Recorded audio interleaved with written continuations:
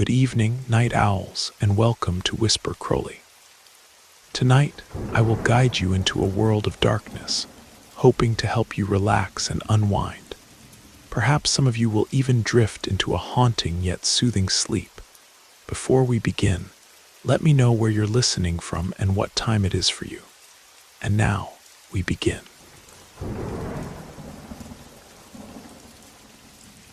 I grew up in a simple house surrounded by vegetation and a handful of farm animals. Good evening. My name is Bruna, and when people ask me how old I am, I usually say I've passed 20-something, but haven't reached 30. Today, remembering what I lived through, almost 10 years have passed since everything began. I'm now 28. I lived with my 3 brothers and my paternal grandparents, all living on the same property in rural Oregon, following a rhythm we learned to call normal life. When I lost my mother, I was very small. They say she got sick suddenly and departed without time to say goodbye. My father, Marcus, took on the bills and household responsibilities. He did a little of everything to keep the basics from running out. I remember we raised some chickens in the yard and tended a modest vegetable garden. The house had solid clay walls and a simple roof where rain beat hard on stormy nights. I was always the youngest among the siblings. They grew up in charge of field activities, learning from early on to plow the land, milk cows, and sell products at nearby farmers' markets. I, on the other hand, spent more time helping inside the house, although I wasn't good at cooking. My father always said I needed to try harder, but he was never harsh with me. He had a reserved way, spoke little, and I think I inherited that from him. We lived in a secluded place without many houses nearby. When I started attending the rural school, I realized I had fewer friends than most children. I was shy, spoke softly, and always felt out of place. Maybe because my brothers no longer had patience to play with me, or because my clothes were too simple and always had patches my grandmother sewed by hand. My grandmother, Mrs. Dorothy, taught me many things you don't learn in school. She spoke of prayers, folk remedies, and how certain herbs could protect the house from bad energies. To be honest, I never understood properly, but I respected everything she did. From time to time, I saw strange objects stored in glass jars in the corner of her room. One day I dared to ask what it was, and she simply answered, "Each thing has its purpose, girl, but not everything is for touching." She prayed every morning before a small altar of saints and candles. She believed this prevented any bad luck from falling on the family. When I reached adolescence, I began to notice my grandmother talked a lot about the importance of humility. She said vanity could steer us away from the right path. Whenever I commented on the beauty of girls I saw in town, she became serious and repeated, "Stay away from wanting to be what you're not." My classes at school didn't go beyond basic content because the place's structure was quite limited. Even so, I tried to learn to read and write correctly, thinking that could give me a different direction in life. I even liked studying, but it was hard to maintain motivation when I noticed other students talked among themselves and left me aside. I was never good at starting conversations, so I just observed. As I got older, the house routine followed almost unchanged. My brothers dealt with planting, harvesting, and selling. My father disappeared for long periods looking for odd jobs on neighboring farms to earn some cash. I stayed more in my grandmother's company, who always called me to help sweep the yard, light candles, or organize her herb pouches. She told me stories of women who lost themselves in pride and ended up cursed, but I didn't pay much attention to that. At 14 or 15, I went through a phase where I began to care about others' opinions. I saw the schoolgirls wearing neat clothes, new pants, and accessories. I didn't even know what they were for.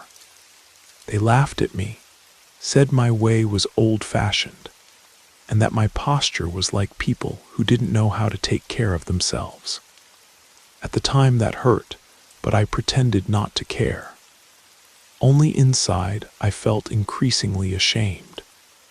A striking episode happened during a cultural event at school. We were all called to the courtyard to rehearse a traditional dance. The girls formed groups, and at that moment they refused to let me participate. They said I had no rhythm, that I didn't dress well, and laughed at the old blouse I wore with stains that wouldn't come out anymore. I hid near the water fountain to cry, hating my lack of reaction.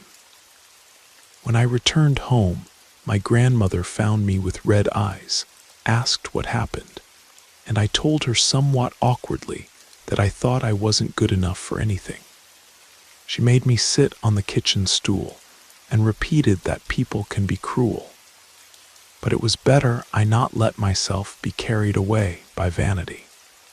At the time, I didn't understand what vanity had to do with the situation, but I kept the words.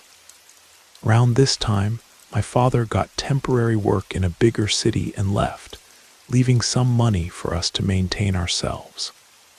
My brothers continued following the field routine, practically without talking to me. I was just the shy youngest sister who didn't fit in. So I carried on until my grandmother fell ill. She seemed to have a fever that wouldn't pass.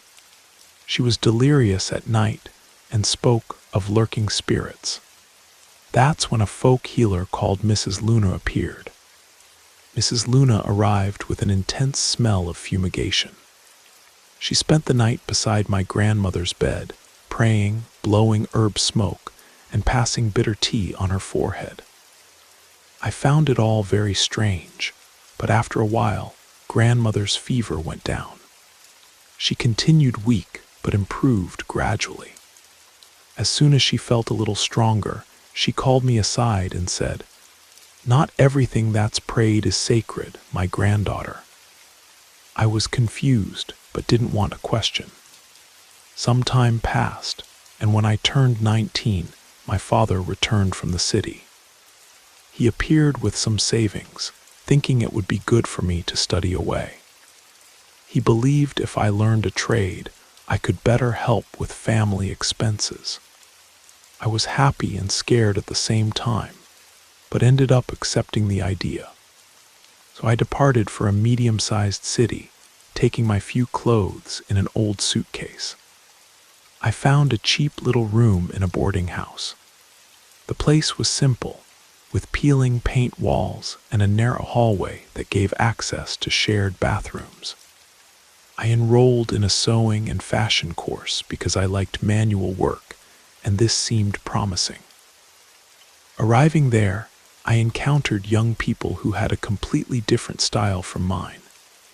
Modern clothes, elaborate makeup, and a confidence I had never seen.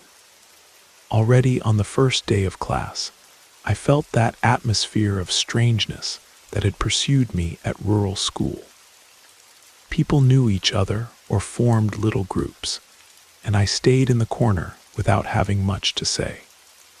My clothes were always the same, and my hair was always tied in a braid, because I had no patience or money for salons. I observed the other course girls, and wondered if one day I would be seen as someone from the group. One afternoon, after a class on fabric cutting, I heard laughter coming from the hallway. Two girls were whispering and looking at me. I sighed, asking myself why this movie seemed to repeat. I tried to ignore it, but that bothered me. I left with a knot in my throat. On the way, I noticed a little door with a handwritten sign: Spiritual Consultations, Love Bindings, Beauty Charms. I stopped, curious, thinking, does this really exist? But I left without creating courage to enter. Days dragged on. I continued feeling weird and out of place, but at the same time, a huge desire came to transform myself. Sometimes I faced the mirror in the collective bathroom and wished to have another face, a more confident way, prettier clothes. I thought if I had the opportunity, I would do something so no one would ignore me. Until one night, I returned to that same address. The door was open. A weak light illuminated a counter full of bottles. I entered and encountered a middle-aged woman with a colorful turban on her head. She introduced herself as Mrs. Alina, looked at me, and asked, "Did you come looking for help to change something in your life?" She gave a half smile as if she already knew the answer. I didn't need to explain much. She commented that she saw in me a sad, insecure aura and that I carried a desire to be noticed. I confess I was startled. I didn't understand if it was a trick or if she read my thoughts. I just nodded, confirming. She took a deck of worn cards and asked me to cut them. Then she interpreted symbols and images that appeared. She spoke of opportunities in the city, the loneliness I felt, and an alternative path if I wanted to invest in spiritual help. When she mentioned this spiritual help, I thought twice, but asked what it was about. She then said, "It's an attraction and beauty ritual, but it has its costs." She explained it wasn't a cost in money, but something related to our surrender and respect for certain entities. I ended up leaving there with a small bottle of dark red liquid, a bright red lipstick, and instructions scribbled on paper. She taught me a small ritual. I should lock myself in a quiet place, light a candle, apply that lipstick while reciting some phrases, drop 3 drops of the liquid on something personal, and say some words I could barely pronounce. She said the invoked force would make me more confident, more attractive, but I would have to make weekly offerings to maintain the favor. I returned to my little room somewhat stunned, keeping the objects at the bottom of a drawer. For a while, I wondered if that was madness. I remembered my grandmother's warnings about dangerous charms, but after an afternoon of jokes in class, I decided to risk it. I performed the ritual on a silent dawn, afraid someone would hear me. I lit the candle, dropped the liquid on a small towel, applied the lipstick, and pronounced the written words. I could barely read everything, but upon finishing I felt slight dizziness. A heat rose through my face. I blew out the candle and went to sleep with my heart racing. The next day I didn't notice anything extraordinary immediately, but arriving at the course, one of my colleagues who rarely spoke to me approached and commented that I seemed prettier. I was surprised, almost without reaction. Another girl asked me if I had changed my haircut because I had a different air. That left me euphoric, but also scared me. I spent the whole day feeling a mixture of pleasure and terror. After a few days, I continued noticing subtle changes in people's behavior. Someone invited me to a study group. Another colleague asked if I wanted to have coffee, something that had never happened before. I didn't have the prettiest clothes, but I decided to buy a cheap blouse and make adjustments with the sewing techniques I was learning. Gradually, I felt less isolated. Mrs. Alina had guided me to make the offering every Friday, lighting a red candle, placing flowers and a glass of drink to thank the entity that helped me. I did this without much questioning, somewhat hypnotized by the result. I noticed that each week I felt more secure in the classroom. My shyness didn't disappear completely, but it was as if people saw me differently. Even some young men began to notice me, and I had never been in the position of being courted. As time passed, I began to have strange dreams. I dreamed of a tall woman in dark clothes who stared at me from a corner of the room. I woke up scared but saw nothing. I thought it was just anxiety. I continued the offerings because I feared losing that newly acquired power. I didn't tell anyone anything, but I noticed my life changed quickly.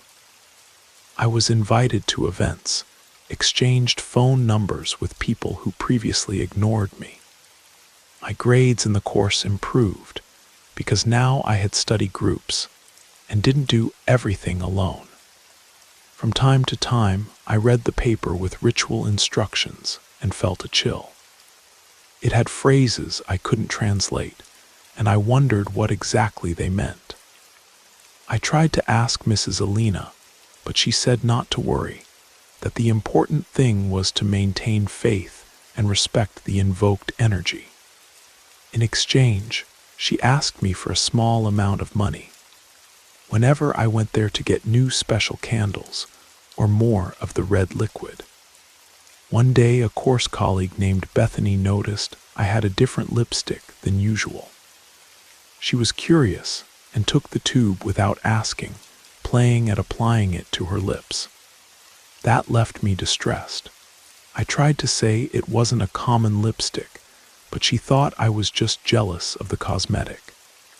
On impulse, she applied it to her lips and made a comment. "I love this color. It makes me look powerful."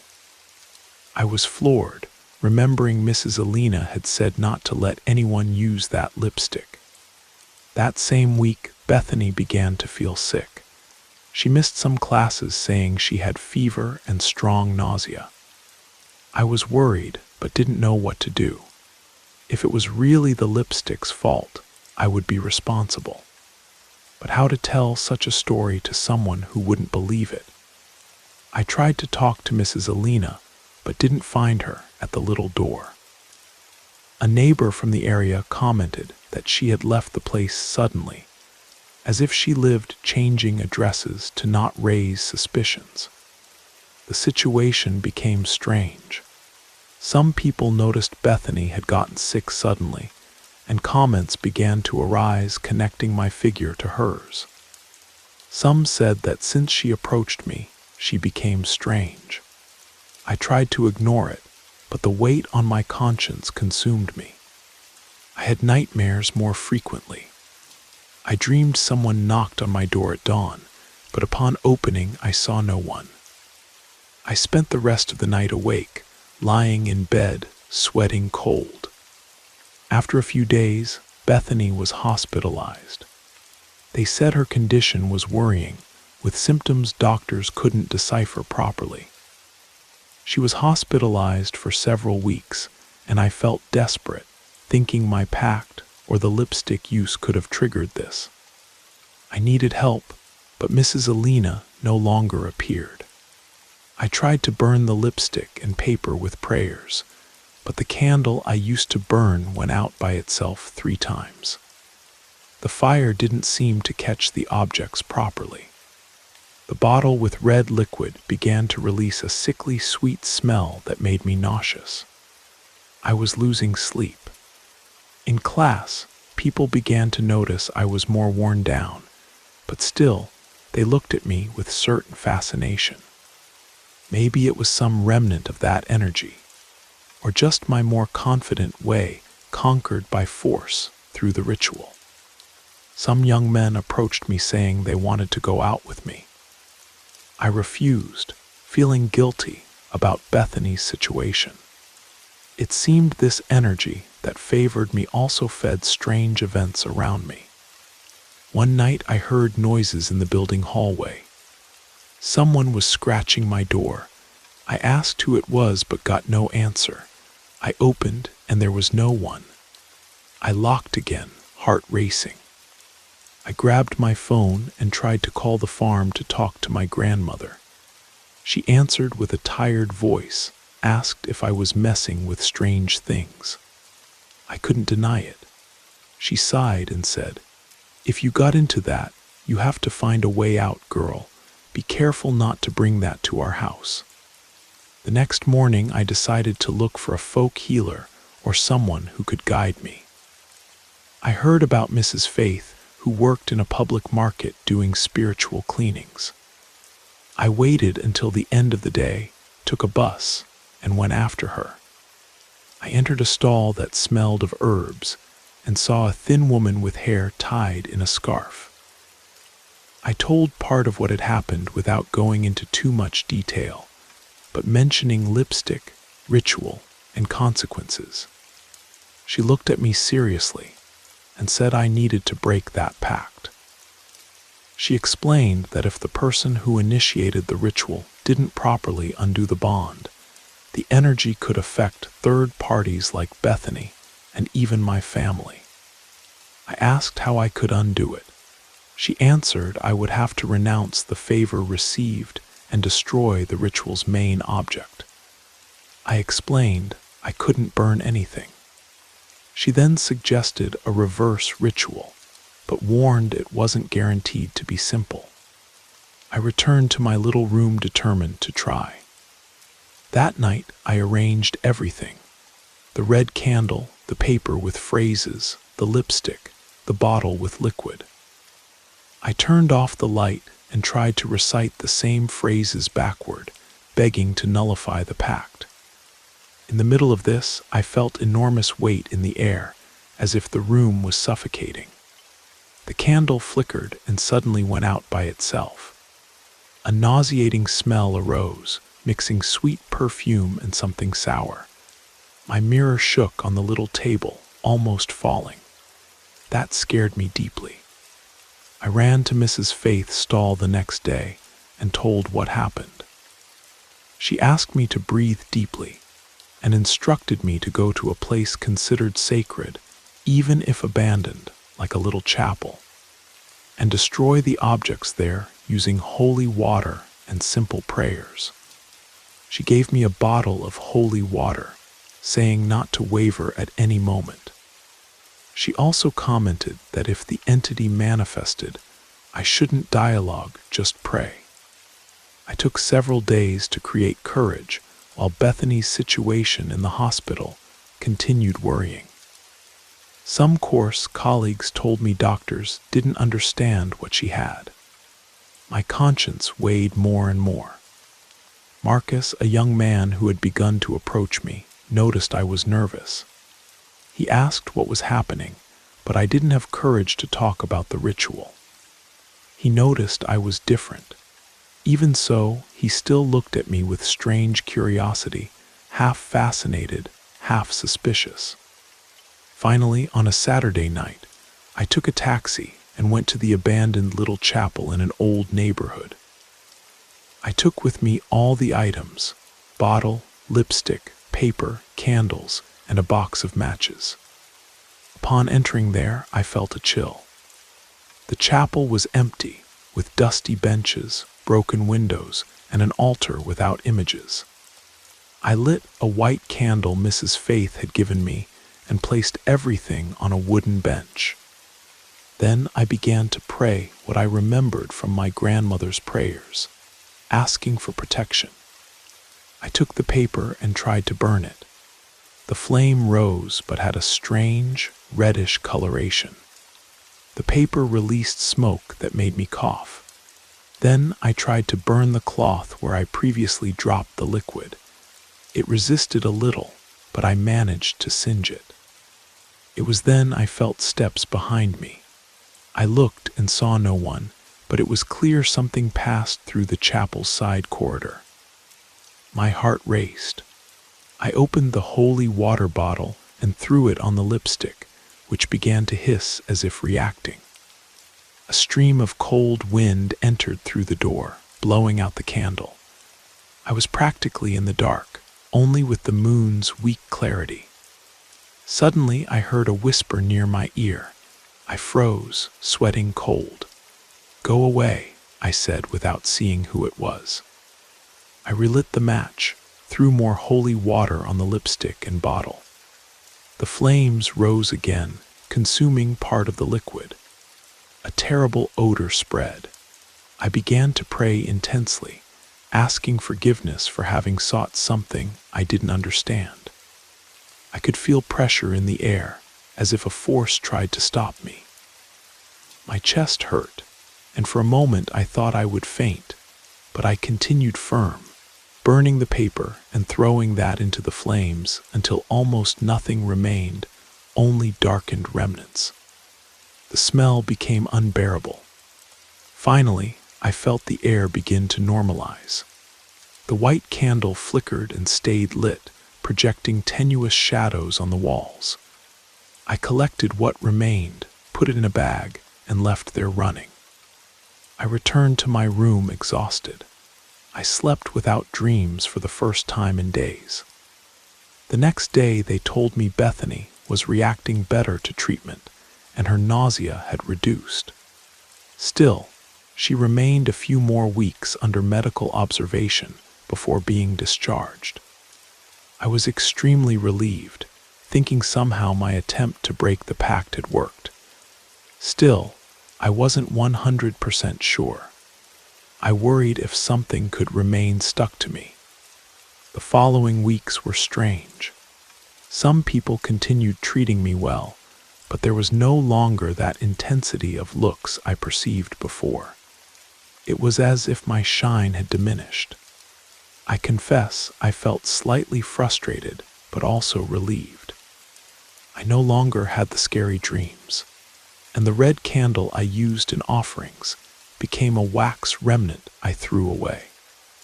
I noticed even Marcus distanced himself a little, as if he no longer saw in me what previously attracted him. When I called the farm, my grandmother answered with a tired voice, saying she was feverish again. My brothers warned me she was worried, calling my name in the middle of the night. I decided to pack my things and return there for a few days until I was sure she would be okay. I said goodbye to the course, saying I would spend time away. Some colleagues lamented, others didn't care. Bethany hugged me and thanked me for the concern, not knowing my real guilt. I returned to the farm on a very hot night. I found my grandmother prostrate in bed with a pale face and murmuring. I sat beside her, changed water cloths to relieve the fever. She opened her eyes and spoke something about open doors and bad influences, asking if I had brought anything with me. I said I had already gotten rid of everything. She nodded without much strength and asked me to pray with her. So we took an old rosary and repeated simple prayers. Days passed and my grandmother gradually recovered. The fever diminished and she managed to get up from bed. My brothers only knew I had returned to help. They had no idea what had occurred in the city. My father continued traveling to get work.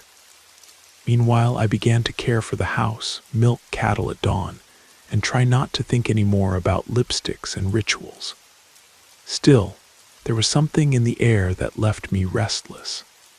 Sometimes I woke up at dawn with the sensation someone was outside the window. I saw nothing, but fear pursued me. My grandmother told me she had performed her own protection rituals, spreading herbs in the yard and praying that nothing bad would reach us. I thought it better not to insist on understanding. I just wanted to forget what I did. One afternoon, rummaging through an old trunk of hers, I found notebooks with annotations of prayers and charms. They seemed like old writings. I read some passages and noticed they spoke of pacts similar to what I made, warning the price is usually high. Some pages mentioned people who lost health, others who suffered strange attacks. I felt a chill down my spine, but preferred to close the trunk and ignore it. I didn't want to mess with anything else. Over time, I noticed something in me had changed. I no longer felt that fervent desire to be noticed at any cost. After going through all that, I understood the will to change who I was made me fall into a trap. I saw Bethany almost die because of a lipstick I used in rituals. I almost dragged my grandmother into this problem. All this marked me deeply. My grandmother was getting stronger, and seeing this, I felt growing peace. My brothers asked me if I would return to the sewing course or stay there. I answered I still didn't know. I needed time to put my head in order. They also asked why I seemed more serious, and I just changed the subject. The ranch wasn't perfect, but at least it had the silence of starry nights, far from the city noise.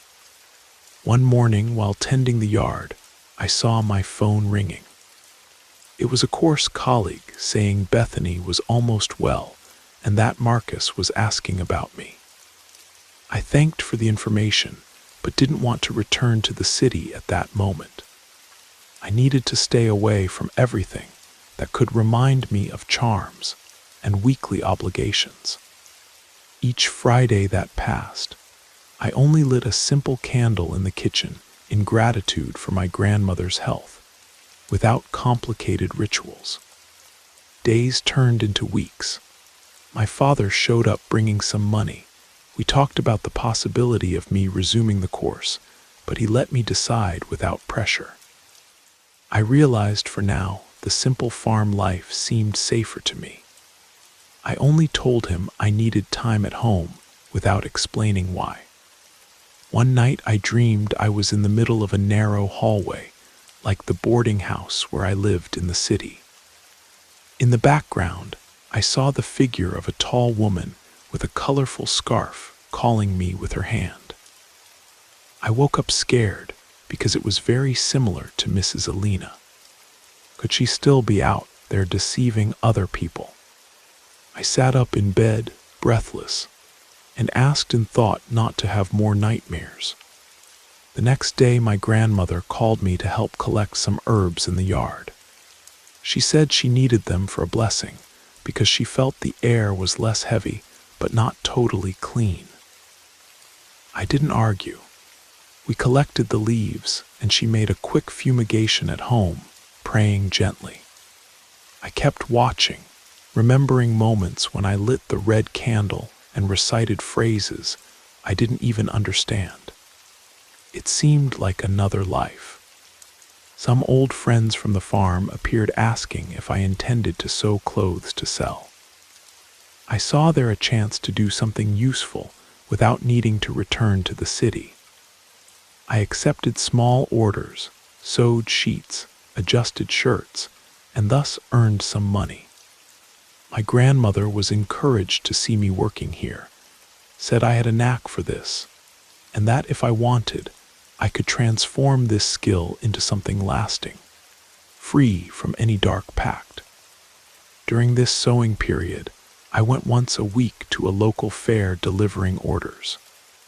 One day, I encountered a stall selling incense and candles. It instantly reminded me of Mrs. Alina. I felt a chill and looked to the side as if someone was watching me. I saw nothing, but the sensation accompanied me until I returned home. Maybe it was just my paranoia. Even so, I didn't buy anything of the type. Months passed without me knowing news of Bethany or Marcus.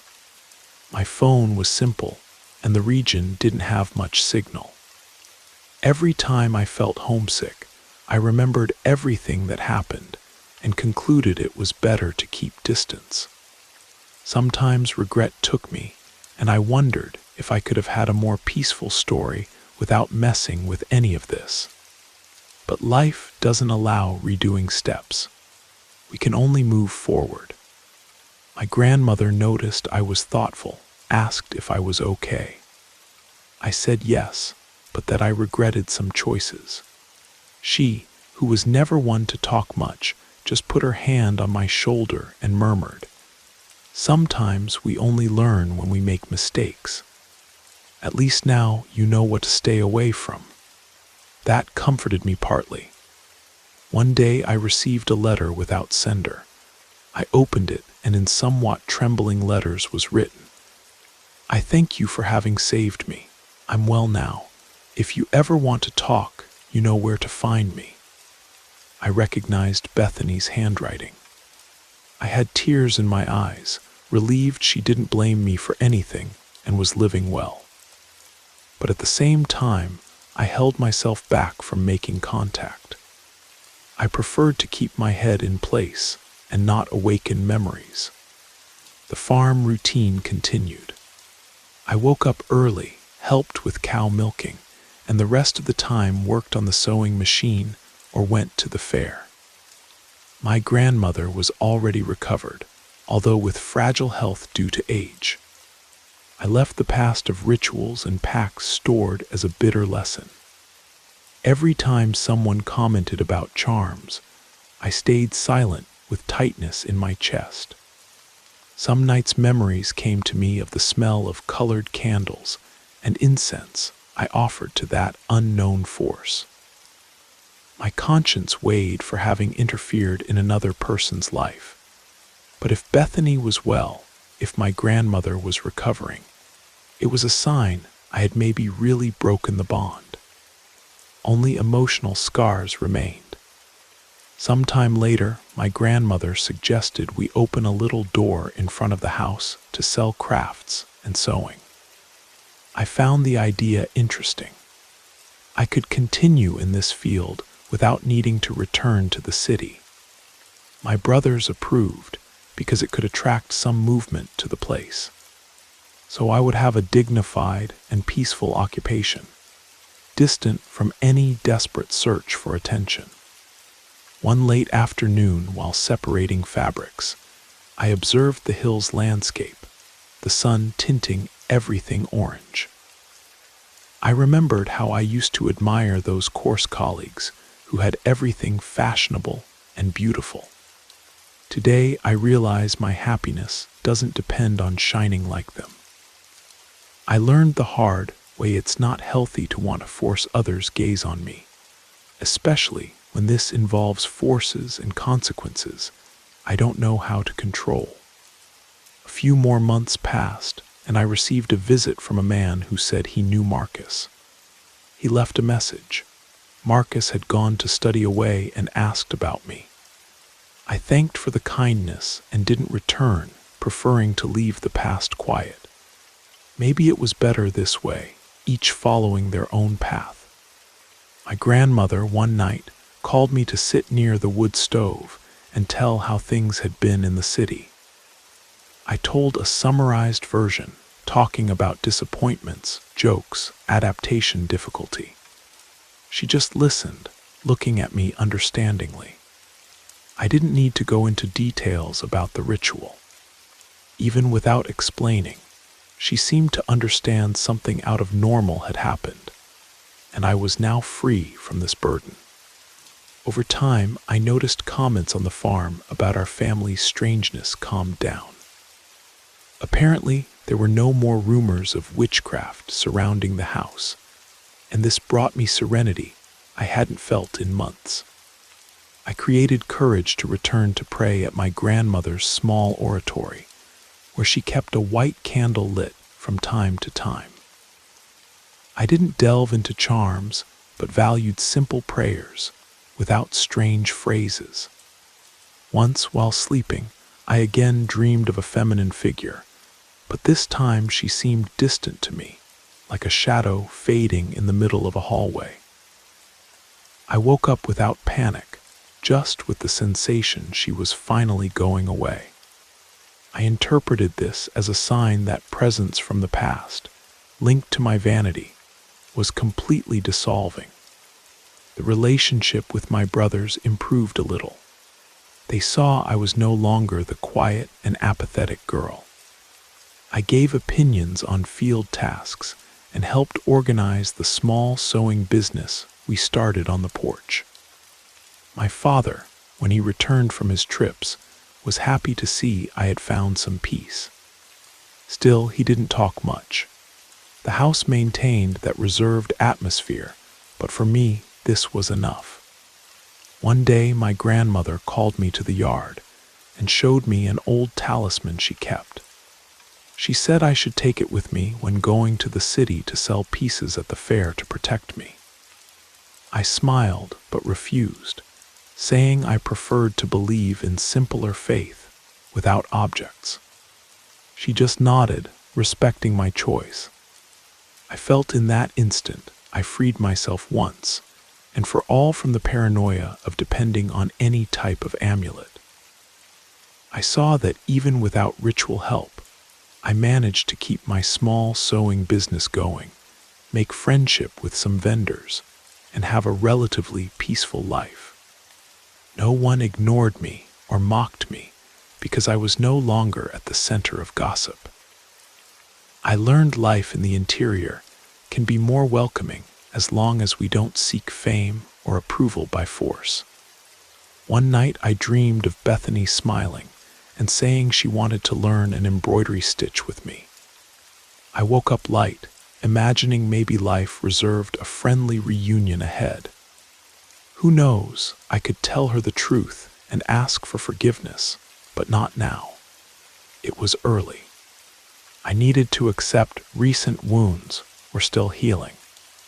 I began to help my grandmother with some of her herb recipes, but always making clear I wasn't interested in anything involving invocations. She understood, explained she didn't intend to teach me spells, just natural cures for nausea, headaches, or ways to clean the environment of small negativities. I found that harmless, almost a practice of blessings and homemade teas. So I accepted learning the basics. Over time, I realized the things my grandmother kept weren't as dark as I imagined. Many were just dried leaves, roots, crystals, and papers with traditional prayers. Maybe she had a deeper mystical side, but used it with caution and not to satisfy vanities. It made me reflect the problem isn't in knowledge itself, but in what we do with it. As seasons succeeded, peace consolidated in our house. Chickens laid eggs without startles, brothers seemed closer, and grandmother's health varied, but without big scares. I felt renewed, almost as if I had been reborn after suffocation. Remembering the city still gave me chills, but it comforted me to know I had freed myself. One day, a young man from the settlement, noticing my skill with sewing, asked if I didn't want to sew clothes for the local church choir. I accepted without hesitation, seeing there an opportunity to expand my work. I spent weeks making simple but well-finished uniforms. The church ladies complimented me, saying I had blessed hands. I smiled, somewhat shy but grateful. It was the first time I felt healthy recognition without guilt. One afternoon, my grandmother asked me to read some pages from an old book that spoke of saints and charms. I read without problems. She was happy, said she liked hearing my voice. At that moment, I remembered how in childhood I spoke very little. I was so blocked that sometimes I didn't even respond to calls. Now I could converse just fine, even still being reserved. I realized that transformation ritual had messed with me, but after everything ended, I found my own way to evolve. My father appeared at home with news he had arranged fixed work on a farm not too far away, which meant he would be more present. It was a relief for everyone. This also gave me more freedom to focus on my sewing work, knowing expenses would be shared. He even said he wanted to see my finished pieces, and upon praising them, I felt simple but true pride. It was very different from any sensation of power I had in the past. Thus I continue my life, When they ask me about the city, I say it was a learning period, but I discovered my vocation here among hills and farms. Inside, I keep the secret of the pact I made, the cursed lipstick, and the red bottle that almost ruined me and other people. I don't intend to reveal this story openly, because I think few people would understand it. Deep down, I learned the value of each small step of our existence, the importance of assuming who we are without seeking magical approvals. If I regret it, certainly.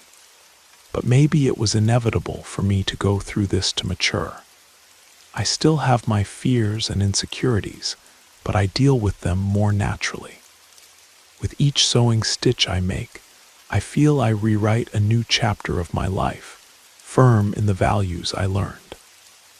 I miss some people from the course, but I prefer distance, not wanting to rekindle that confusing phase. Who knows, further ahead I can meet Bethany and ask for forgiveness or hear from her what really happened when she used that lipstick. For now, I let destiny take care of these pending matters. The earth continues turning, and I conform with the present, which is serene. If one day there are charges, I'll be ready to face them with head held high, trusting in my grandmother's teachings and the lessons life already gave me. Today, when I look at the horizon surrounding the farm, I feel grateful for having a second chance to live in peace. Life here may be simple, but it's honest, and I learn to value each small gesture of affection and respect I receive from people. Even when difficulties arise, I face them as part of real daily life, without supernatural crutches. And thus, I find a sense of belonging I never had in the city. If someone asked me what I took as the greatest lesson, I would say, never confuse acceptance with a magic trick. Everything has consequences, especially when it involves manipulating forces we don't understand. It's better to walk a longer, but safe path than get lost on a shortcut that seems bright. I'm at peace with this thought.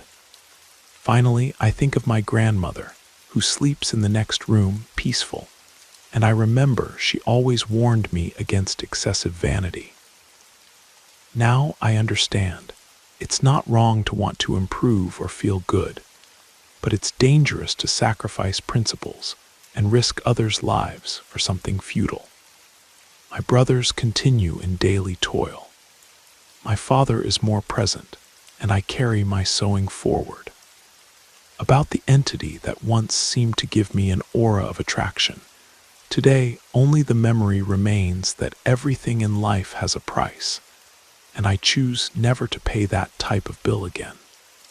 The place where we live continues simple, with the same basic farm structure, the same yard where children ran, the same wood stove, the same water spout where I washed dishes. Sometimes at night, I still have the impression of hearing strange noises, but I breathe deeply, pray, and try to calm myself. I don't know if it's memory of what I lived or if something actually still lurks. But over the years, I became firmer in spirit, ready to face, although I prefer not to provoke. At this stage of life, I continue living in this same simple little house. If someone asks me, "Do you still help people with charms?" I answer I can sew clothes and mend things, but I explain there are limits in how I involve myself with anything beyond the natural world. I won't be arrogant to the point of saying I understand mysteries I clearly don't. The world is vast, full of enigmas, and I learned each person must deal with their own part, preferably without shortcuts that demand payment to unknown forces. From time to time, I hear stories of people who dove deep into spiritual practices without having any guidance or solid base. Some did well, gained what they wanted, but others ended up lost, suffering consequences they never anticipated.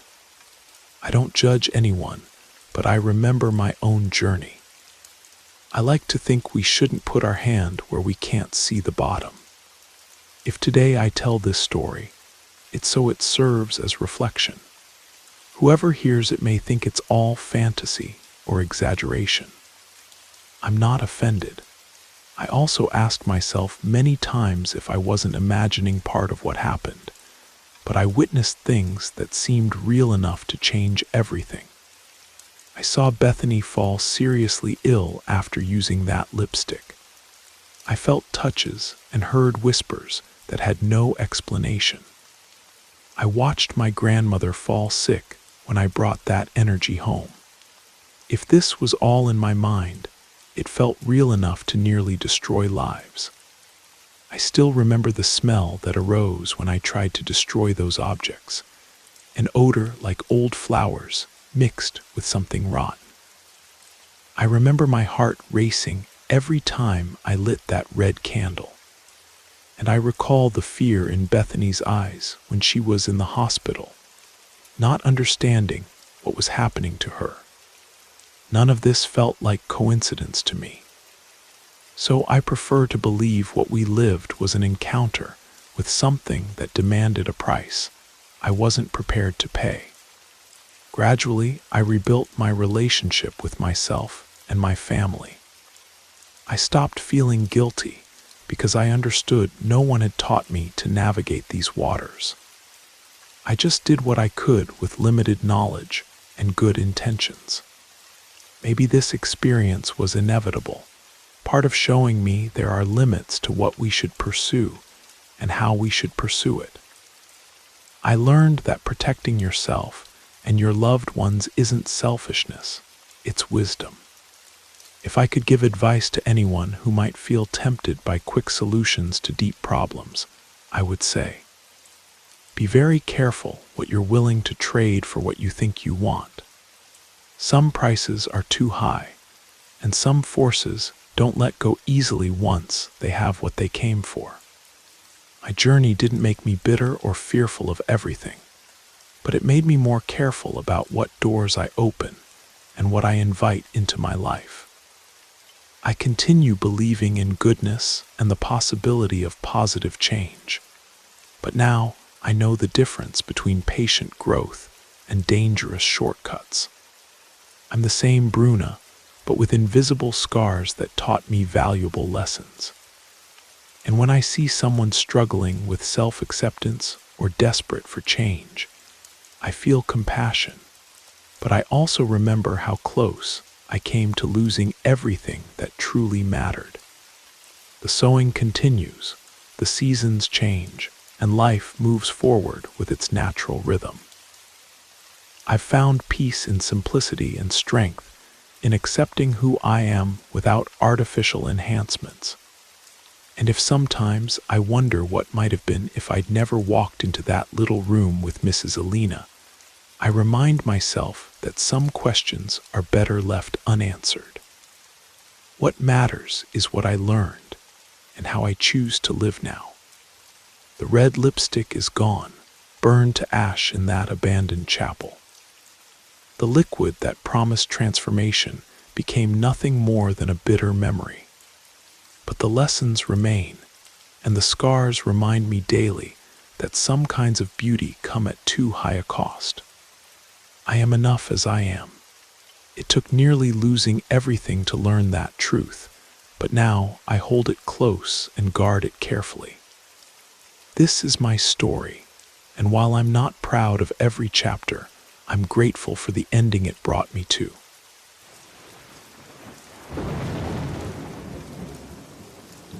I hope you enjoyed the first story. If you did, don't forget to leave a like. But if I didn't do my job well, feel free to give it a thumbs down. Either way, drop a comment and let us know where you're listening from and what time it is for you. Now, let's continue. Good evening. My name is Alessandro. I don't usually talk about this. In fact, for a long time I convinced myself that it was all just a breakdown, a delirium caused by pain, by isolation, a trick of my own head. But there are nights when I wake up with the echo of a call, and the certainty returns, cold and heavy. And I know that what happened in Valley of Silence was real. And it was my fault. It all started almost 3 years ago. 8 months before, I had lost Anna, my wife.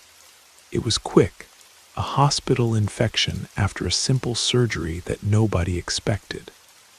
One day she was laughing on the couch, planning our trip for our 7th wedding anniversary.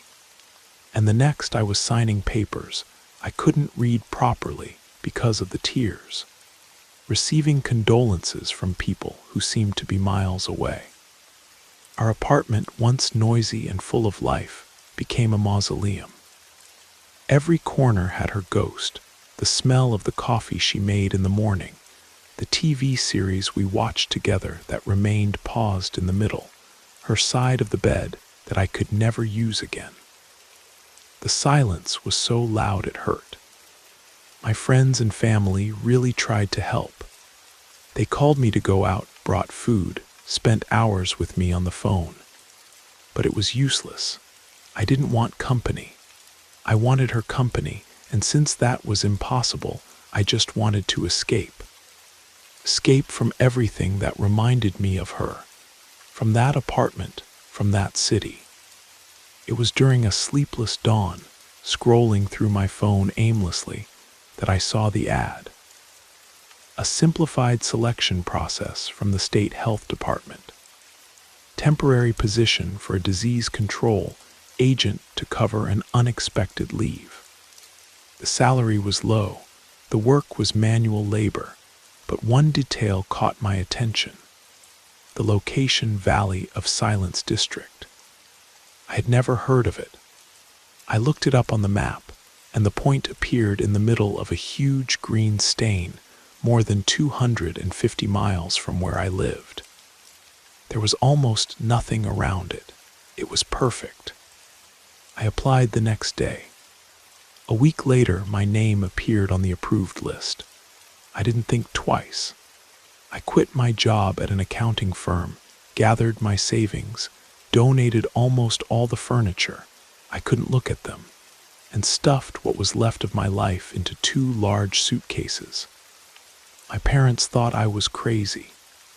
My sister cried, said I was running from my pain instead of facing it.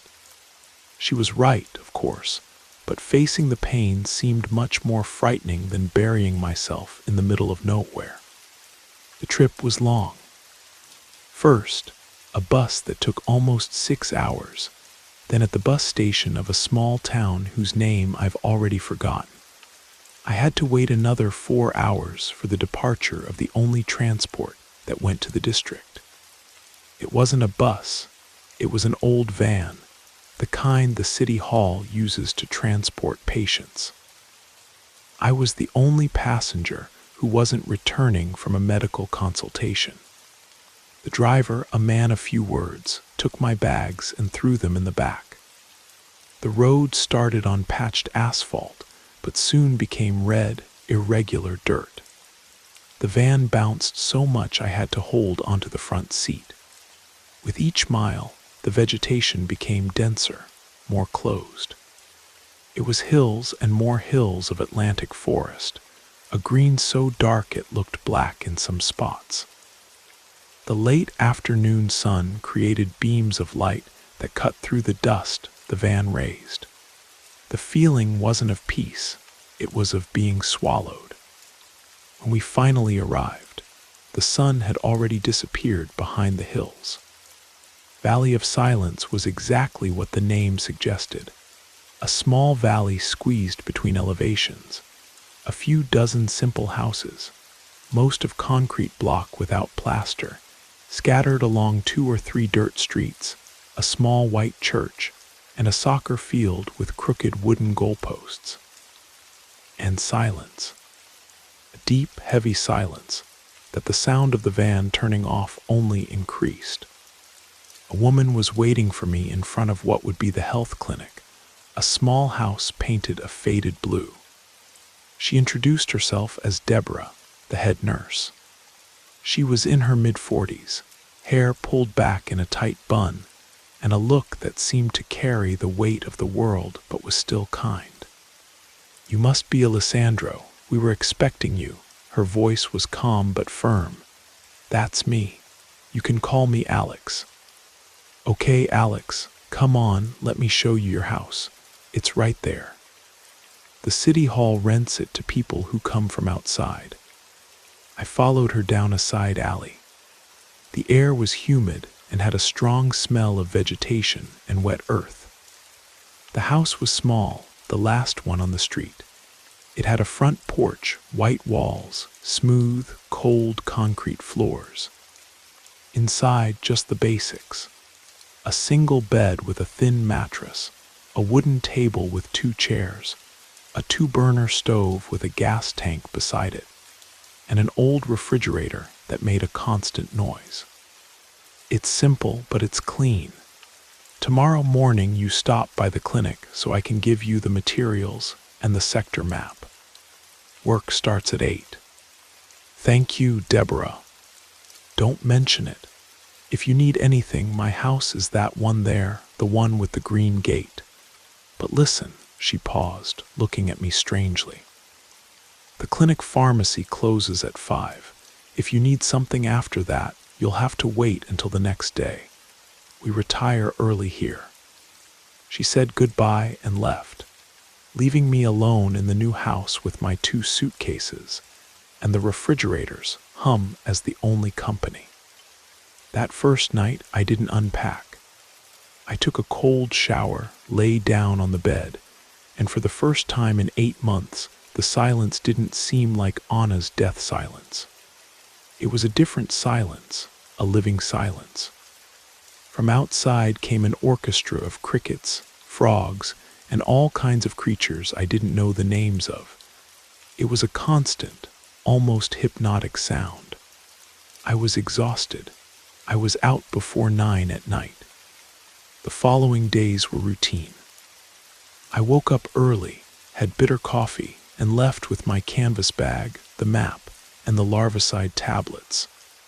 The work was monotonous, going from house to house, asking permission to enter the yard, checking flower pots, gutters, water tanks, anything that could accumulate water.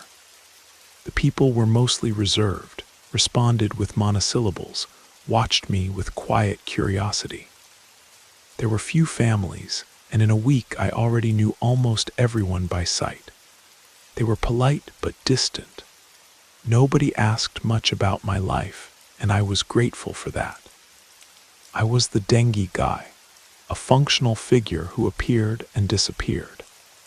The nights continued to be the most difficult part. The work tired me physically, but my mind didn't stop. I tried to read, but my eyes got lost on the pages. I played music on my phone, but every love song was a stab. Anna's photos, I couldn't delete them. Sometimes I spent hours looking at the screen, at her smile, feeling the same fresh pain as the first day. The loneliness I had sought so much began to suffocate me. It was different from big city loneliness, where you can distract yourself with noise and movement. There, the loneliness was pure, dense, without escape. It was on a Thursday afternoon, about 4 weeks after my arrival, that the first strange thing happened. I was at the house of an elderly lady named Eunice, the oldest in the entire village, everyone said. Her house was impeccable, full of plants in clay pots and a smell of cornbread in the air. After I checked her tiny yard and found nothing, she insisted I come in and accept some coffee. "Sit a little, my son. You must be tired from walking in this sun." Her voice was tremulous, but her eyes were alive, smart. I sat in the wooden chair in her kitchen, and she served me a cup of strong coffee and a generous slice of the cake. We talked a little. She asked where I was from, if I was liking it there. I answered vaguely, said I was adapting. Her manner was welcoming, the closest to affection I had received since I arrived. When I finished the coffee and got up to leave, she held my arm. Her hand was small and bony, but the grip was firm. "Alex, right?" "Yes, Miss Eunice." She looked me in the eyes and her expression changed. The sympathy gave way to deep, almost funeral seriousness. "My son, here we help each other. Listen well to what I'm going to tell you. If you hear someone calling you at night, no matter who it is, don't answer." I was speechless. I thought I had heard wrong. "How so, Miss Eunice? Some thief?" She shook her head slowly without looking away. "If only it were. Don't answer, don't open the door, don't respond. It's just the valley's sadness wanting company." The phrase hung in the air, the valley's sadness. That didn't make any sense, but the way she said it caused me a discomfort I couldn't explain. I thanked her again for the coffee and left there somewhat stunned. I walked back to my house thinking about that. Obviously, it was just a superstition, a local legend to scare the younger ones. I was a skeptical man, worked with facts, science, but her words, "no matter who it is," kept echoing in my head. Life continued, work, loneliness, poorly slept nights. I even mentioned what Miss Eunice said to Deborah at the health clinic. She just shrugged and forced a smile. "Ah, the older folks have many stories. Don't worry about it. Just lock the door at night, which is what everyone does anywhere." I tried not to worry, but I started noticing things more. The village really died when the sun set. You couldn't see a soul on the street after 7 at night. Windows closed, lights went out. Only the sound of creatures and darkness remained. A month passed. It was a Saturday. The day had been particularly bad. It would have been Anna's birthday. The pain came with full force, a punch to the stomach that left me breathless. I spent the entire day locked in the house, ruminating over every memory. At night, to try to ease the anguish, I opened a bottle of cachaça I had bought at the village's only store. I drank one glass, then another. The alcohol didn't help. It just made the sadness stickier, more clingy. I was sitting in the kitchen chair, looking at a photo of us on my phone when I noticed the sound. Or rather, the lack of it. The orchestra of crickets and frogs had stopped suddenly. It didn't diminish, it simply ceased.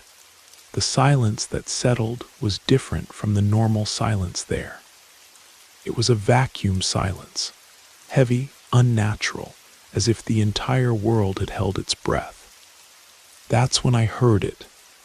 At first it was low, almost a whisper in the wind. I thought it was the cachaça, my mind playing tricks. I stood still, holding the glass, my heart starting to beat faster. And then it came again, clearer, unmistakable.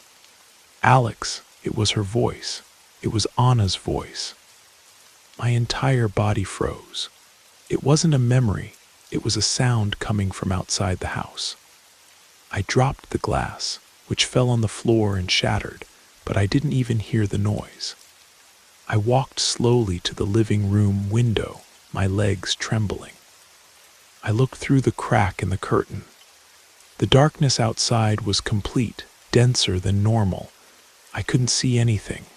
Love opened for me. The voice was closer now, right outside the door. My brain screamed that it was impossible, that it was madness, that I was drunk and grieving, and my head was creating this. But my heart filled with hope so painful, so terrible, that I started crying. What if it were true? What if by some miracle, by something I didn't understand, she was there? "I'm cold, Alex. Why did you leave me out here?" Each word was a stab.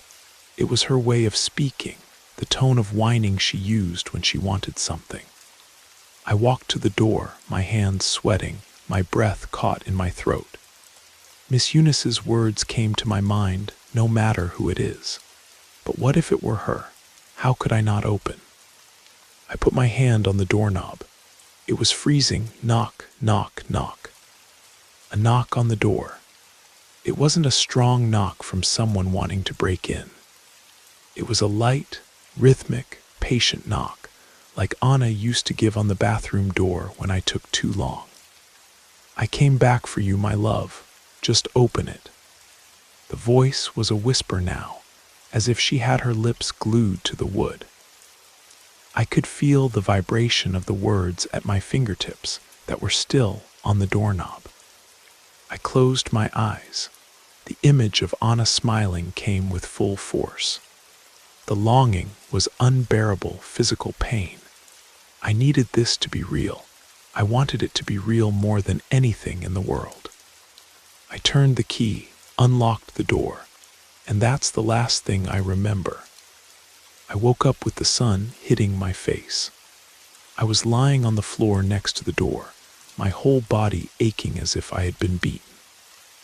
My head was throbbing, and my mouth was drier than any hangover I'd ever had in my life. It took me a while to understand where I was.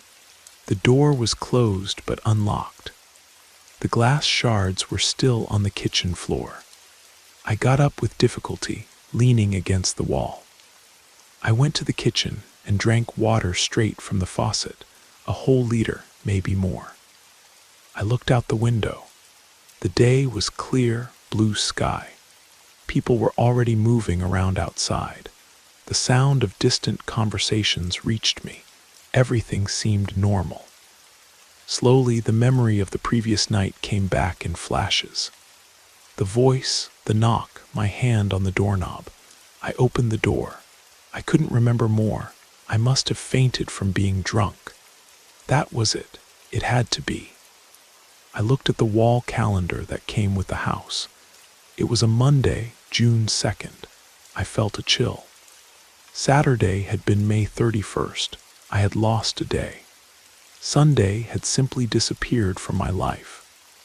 Before I could process the panic that started bubbling in my chest, I heard a knock on the door. A real knock, strong, urgent. My heart jumped. I backed away instinctively. "Alex, it's Deborah. Open up." Reluctantly, I opened the door. Deborah was standing on my porch, and her face was pale, eyes wide with worry. She didn't smile. "Alex, you need to pack your things now." "What? Why? What happened?" "The order came from above, Alex. They said it's a family emergency, but they didn't give details. They asked for your immediate transfer. The city hall car is already coming to pick you up to take you to the bus station." "Family emergency? I don't understand. My family is fine. I talked to my mother on Friday." "Deborah, what story is this? Nobody called me." She didn't look me in the eyes. She looked away to the street. "The order came from above, Alex.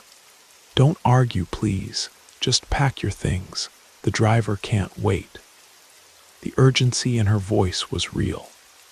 There was something very wrong, but I was so confused, so broken physically and mentally, that I didn't have the strength to argue.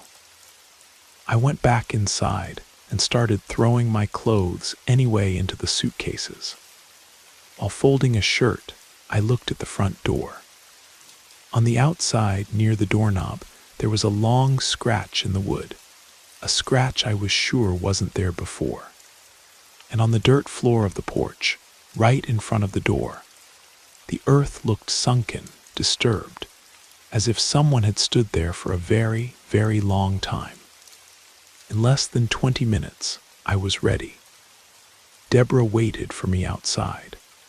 When I came out with the suitcases, the city hall van was already parked in front of the house, with the same silent driver from my arrival at the wheel. Some residents who passed on the street stopped to look. Their faces didn't show curiosity, but a kind of pity, a sad relief. When I was putting the last suitcase in the back of the van, a man I only knew by sight a farmer named John approached. He didn't say a word. He just extended his hand and put something in mine. He closed my fingers around the object and gave a firm squeeze. Then he turned and left. I opened my hand. It was a small cloth bag tied with a red ribbon. It smelled of herbs, a strong smell of rue and guinea hen weed. I got in the van. Deborah just nodded a silent goodbye. The driver started up and we began to move away. I looked through the rear window and saw a valley of silence receding, a peaceful, sunny village at the bottom of the valley, so normal, so tranquil. I never went back. I requested resignation from the position as soon as I arrived in my city. I never knew how they knew, how Deborah knew she needed to get me out of there urgently, how John knew I needed that amulet. I never understood what the valley's sadness that Miss Eunice talked about was, whether it was a spirit, an entity, or just a legend that came to life in my grieving head. But sometimes, in the silence of my apartment that now seems safe and no longer empty, I can still hear a faint, distant echo, Anna's voice calling me to open the door. And I know with a certainty that chills my soul that if I had stayed in Valley of Silence for one more night, I would have answered.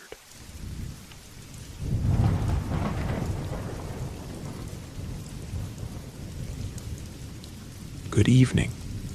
My name is Letitia Castro, and I grew up in a small town in rural Louisiana with cobblestone streets and simple houses where the old oak trees seemed to watch the windows.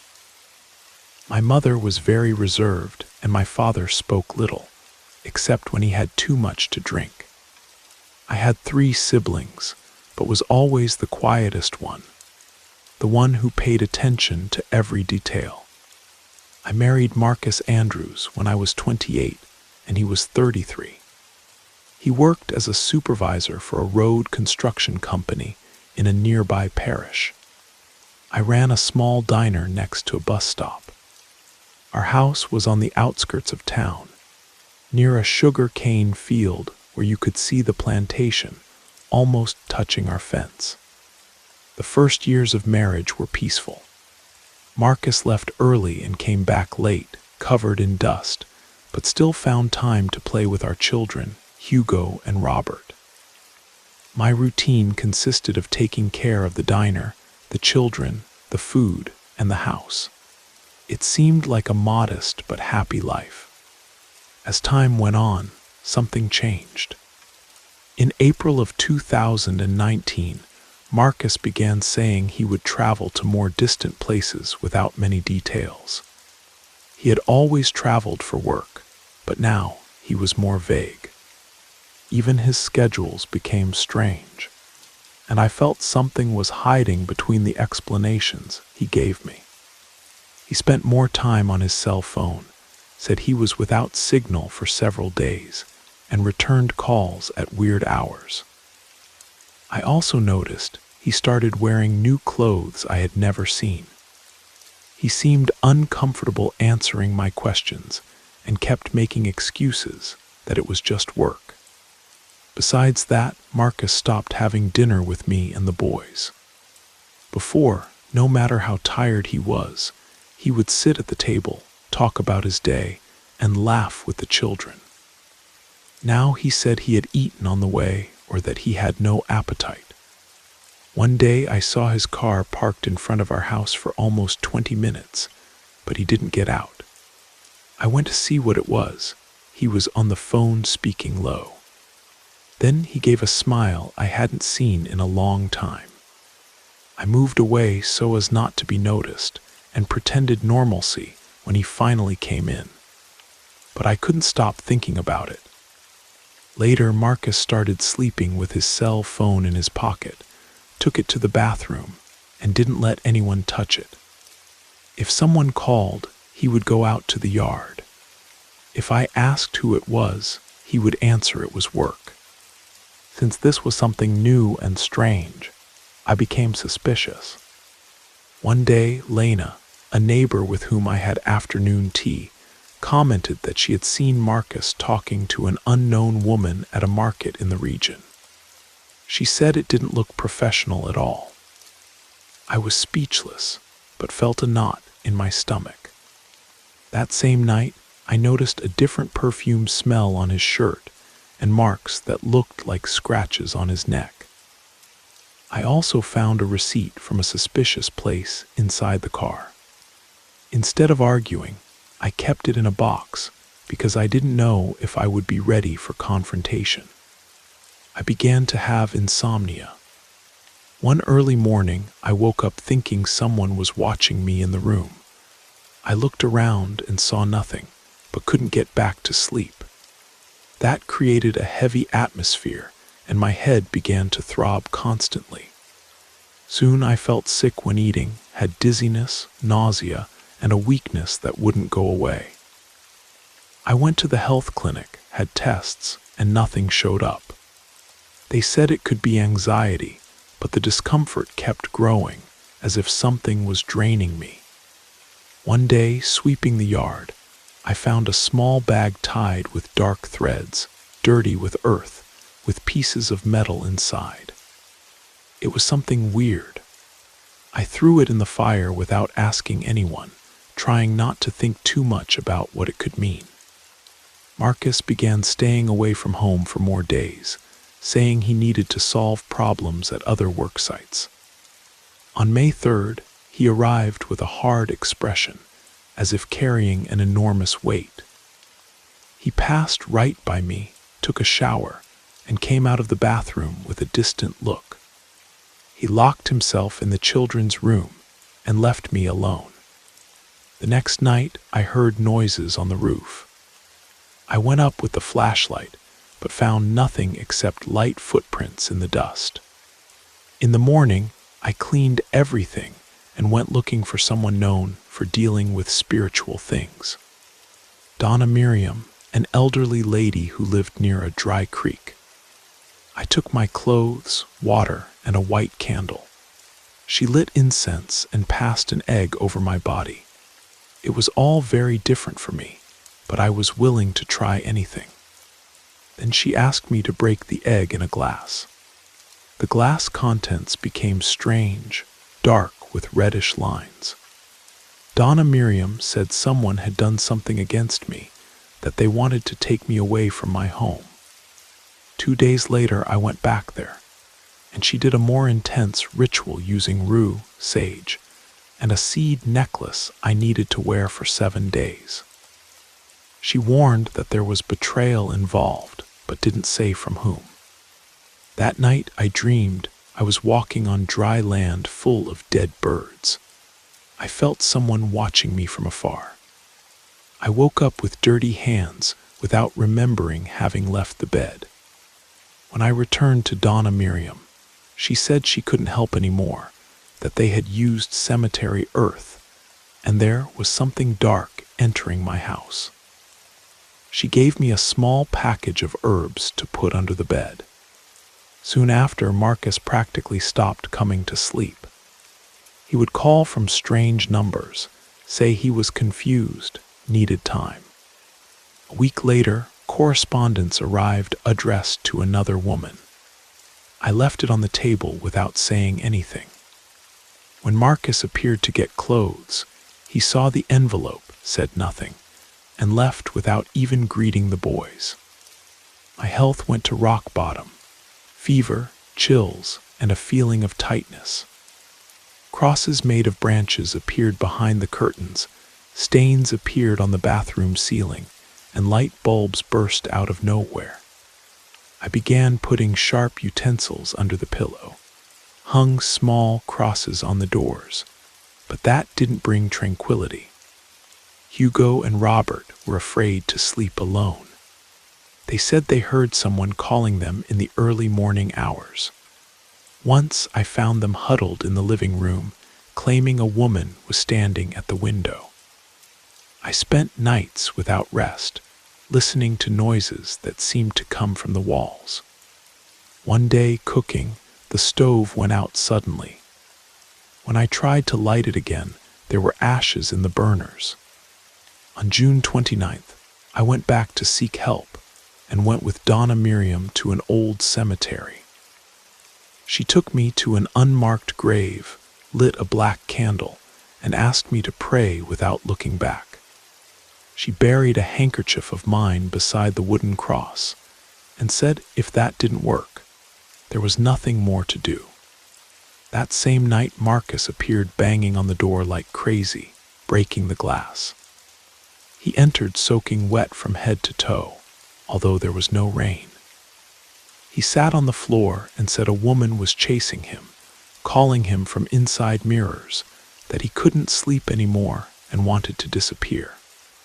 I asked who it was, but he just cried. He ended up staying on the sofa without giving me an explanation. The next morning he got up, went to the bathroom, took the keys, and left. He disappeared again. The situation inside the house worsened. A hallway light would burn out every time I changed the bulb. Doors slammed by themselves without wind. The boys started wetting the bed. Hugo said someone called him from the kitchen in the early morning, and Robert stayed quiet, looking at me as if trying to warn me of something. The water from the reservoir came out dark for 2 consecutive days and smelled rotten. I couldn't stand it. I dumped all the water, cleaned the reservoir, but it happened again. I called a plumber who found nothing wrong. I went to seek help at the church. Father Augustine listened to me, recommended praying and sprinkling holy water in the corners. I did this for 3 nights. In the first 2, I heard scratches on the roof. On the 3rd, the crucifix in the living room fell for no reason, and the wooden head broke. I went back to Donna Miriam, but she said she could no longer help me, that what was inside the house wasn't just an energy, but something that had taken root. She recommended another person, Donna Nusa, who lived on an abandoned farm beyond an old canal. No one knew much about her, only that she mastered powerful prayers. When I looked for her, she asked for a photo of Marcus, clothes of mine, and a glass of milk. Donna Nusa took me to a small room without windows where there was a circle made of salt and a bag of dark earth. She told me to sit with a lit candle between my legs. She murmured prayers in a language I didn't know, then warned me not to interrupt her. The candle made a noise, rose almost like a jet, but didn't burn me. I only felt warm air on my face. Donna Nusa screamed that Marcus was trapped in a dark commitment and that someone had offered him in exchange for something. She scheduled a return for the 3rd day because she needed to prepare something before the new moon. The next day, the situation got worse. At 3 in the morning, they knocked on my back door. I saw the silhouette of a woman standing behind the screen, but she didn't speak. I told her to leave, but she had no reaction. I took a machete, opened the door, and there was no footprints, just a little dust on the ground. That same night, Robert had intense fever, and Hugo refused to go back to his room. We all stayed in my room with lit candles and vigil. On the 3rd day, I returned to Donna Nusa. She brought a wooden box with a small black rooster, charcoal, and a red candle. She said I needed to leave that at a crossroads near a cemetery and not look back even if they called me. I went to the place, left the box, said a quick prayer, and went back to the car without looking back. That night Marcus appeared dirty and with deep dark circles. He entered without saying anything, sat on the living room floor, and asked for help. He said he couldn't get the image of that woman out of his head. I tried to offer something to eat, but he refused. I warned him he could stay in Hugo's room, as long as he didn't scare the children. He He stayed locked there for 3 days, getting up only to go to the bathroom, without talking to anyone. Donna Nusa called me again, brought me a branch of spicy leaves, a wooden cross, and a pot of dark earth, telling me to bury it at the house entrance and put the cross in the yard where I had found the first bundle with metal. I did this on a Friday morning. At noon, Marcus came out, knelt before the cross, and vomited something reddish. Then he fainted. I ran with him to the health clinic, but they detected nothing except weakness. We gave him IV fluids and went home.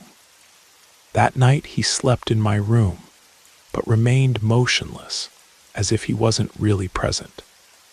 In the weeks that followed, the house became strangely quiet. The lights stopped burning out, the doors stopped slamming, but Marcus wasn't the same. He walked slowly, avoided his own reflection, burned his clothes, and even threw away his cell phone. One day he asked me to accompany him to his mother's house in another town to confess something. There he told how he had gotten involved with a woman who promised to help him grow in his work. After some time, they started meeting outside of work. One night she took him to an old house where there were candles and an altar, and asked for some personal things from him. He, without thinking, accepted. He said that after that night the woman changed and he couldn't get away anymore. She appeared everywhere, said things that messed with his head, as if she was in his dreams. His mother advised him to seek the church and free himself from all that. We went to talk to the priest, but he didn't want to get involved, claiming it wasn't a matter for him. When we returned, Marcus began to have stronger nightmares. One early morning at 3 o'clock, I heard a scream coming from the boys' room. Hugo was sitting on the bed, sweating. He said he saw that woman at the door with a darkened face and weird eyes, and that she called him by name, saying she would arrive soon. I preferred not to turn on anything. I just hugged him. We stayed there, the 3 of us, until dawn. In the morning, I noticed that the sheets in the other room were torn as if someone had run their nails through them. There was a mark on the wall that looked like a long little hand. I showed Marcus, but he just looked without surprise. I asked him not to leave because I didn't know what to do. I locked the doors, turned off the television, covered the mirrors with cloths. Outside, the street dogs started barking as if something bothered them. Then suddenly, they went silent. Marcus trembled and hid under the bed, saying she would come for him. I tried to calm him with water, but he refused to drink. I sat in the kitchen with a lit candle, not knowing if it was better to leave or stay. Around 11 at night, the candle simply went out by itself, without wind. The air became very cold. I heard sounds outside and footsteps on the roof. I ran to be near the children, blocked the bedroom door with the wardrobe, and waited for daylight. In the morning, I saw that Marcus had disappeared, leaving his boots and wallet. I asked neighbors. No one had seen him. I went back and spent the day cleaning the house, throwing salt in the corners and burning incense, trying to drive away anything bad. I called Donna Nusa, who asked me to go to her that same afternoon. I took the children to my sister's house because I didn't want to risk anything. Donna Nusa received me in silence, burning charcoal in a clay pot. She asked for Marcus's clothes, threw them in the fire, and observed the dark smoke. She said he wasn't alone, that something demanded him as if it were an acquired right. She gave me a bag with earth and a white candle. She said that night I should light the candle where he used to sleep and write his full name on paper with a drop of my blood. She said if I didn't do this, I might not see him again. I did everything exactly as recommended. I closed the house and waited for the children to sleep. I wrote his name, Marcus Andrews, put the paper under the pillow, and sat on the bed. When it was almost 3 in the morning, the candle made a crack and went out. In a second, I felt a push and fell to the floor. When I got up, I saw Marcus standing near the door, head down, arms hanging. I asked where he had been, but he didn't answer. He went to the bed, lay down, and closed his eyes, remaining motionless until the next morning. When he woke up, he said he didn't remember anything, only that the last thing he recalled was being at his mother's house. I showed him the burned clothes, but he didn't recognize them. I pointed to the marks on the wall, and he didn't react. We all stayed inside the house for some days, sleeping together. I noticed he barely ate. In the early morning hours, we heard footsteps through the hallway. In the morning, we found ashes in floor corners. Donna Noosa came one night bringing a black candle, a bird, and a mirror with a cloth over it. She asked for total silence, lit the candle, sacrificed the bird, and poured the blood on the mirror, removing the cloth. The glass seemed darkened, not reflecting anything. According to her, Marcus was trapped. Only his body had returned, but part of him continued in another place. The house began showing signs of deterioration, with leaks, cracks, and yard plants drying up. Marcus started whispering meaningless things, writing dates, and making scribbles on the walls. That's when I found him scratching himself with a blade, saying there was something inside him. I took the blade and locked the door.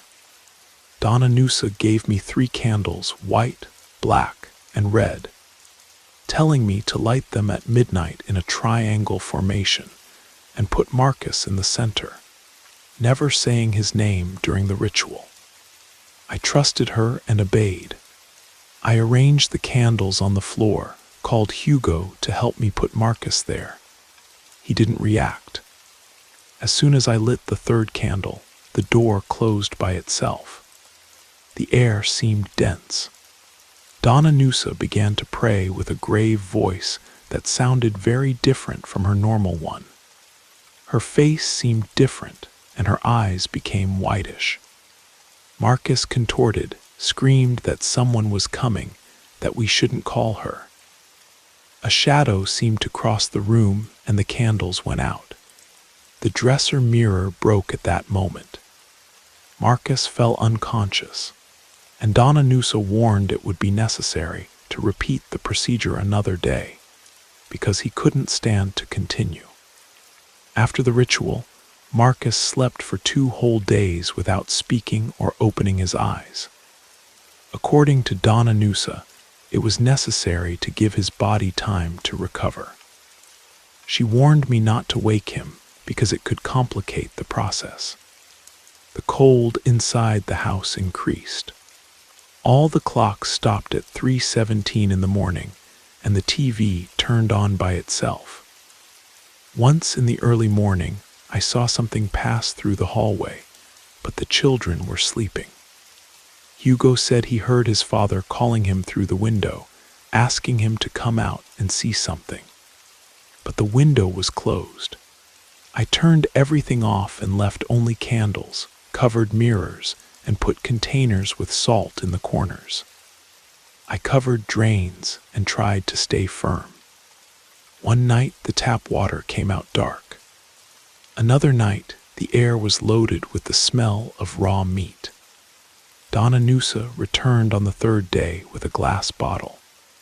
Inside there was a small wax image full of pins. She said she had found this buried near where we did the first ritual. She asked for one of my shirts, cut a piece, and tied it to the bottle before burying it near a deactivated well in the back.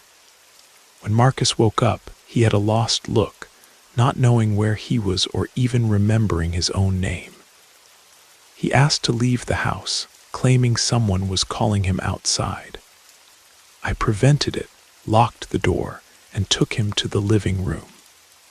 Donna Nusa warned that forcing memories wouldn't be good, and that if he had recovered part of his soul, the rest would come calmly. After 3 days, he began walking around the house but didn't speak. He would stand in front of the covered mirrors. One night, I tried to prevent him from removing one of the cloths. He backed away at my scream.